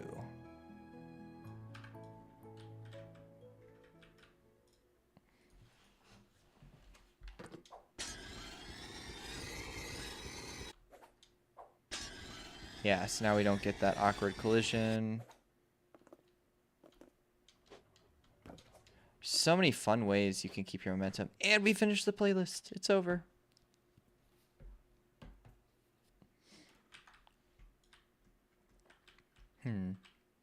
Maybe. Here's the question. Where do I place these checkpoints? Oh, let me put something on so it's not quiet. Where do I put this? It's like a decent bit of gameplay, but this section's a lot longer checkpoint-wise. Yeah, and this is like where people are prone to mess up, where this is like not so hard to mess up. Is bro even a gamer? I don't know anymore.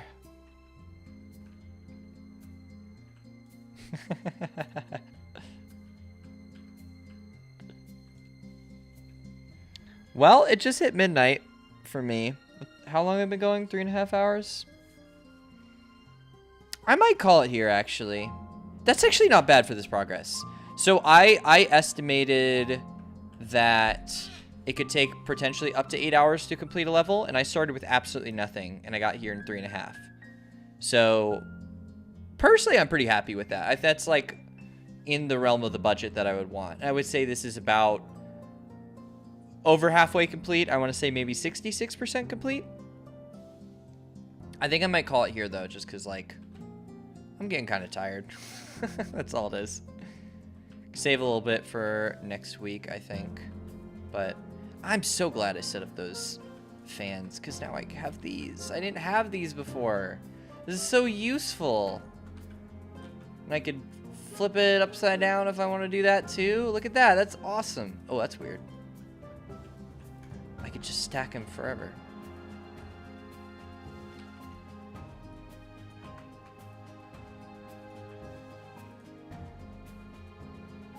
Endless possibilities.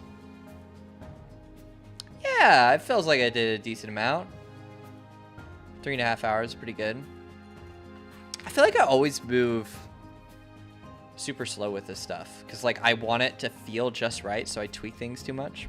But hey, device is 6% battery, so is me. So great. Okay, cool. We can call it here. I'm tired. Phone's about to die. We're chilling. We're chilling. I'm sorry for, I think it was Video Diary, or I don't know if it's still watching. But either way, thank you guys for watching. I hope this was fun. I hope this was entertaining. This is always a great excuse to do some level design, because I'm normally pulled in so many different places. So this is a chance for me to get to do fun stuff, and I think it turned out pretty good. Great seeing you all. I will see you all next week. Thanks for tuning in. Bye. I have to press confirm and look over awkwardly.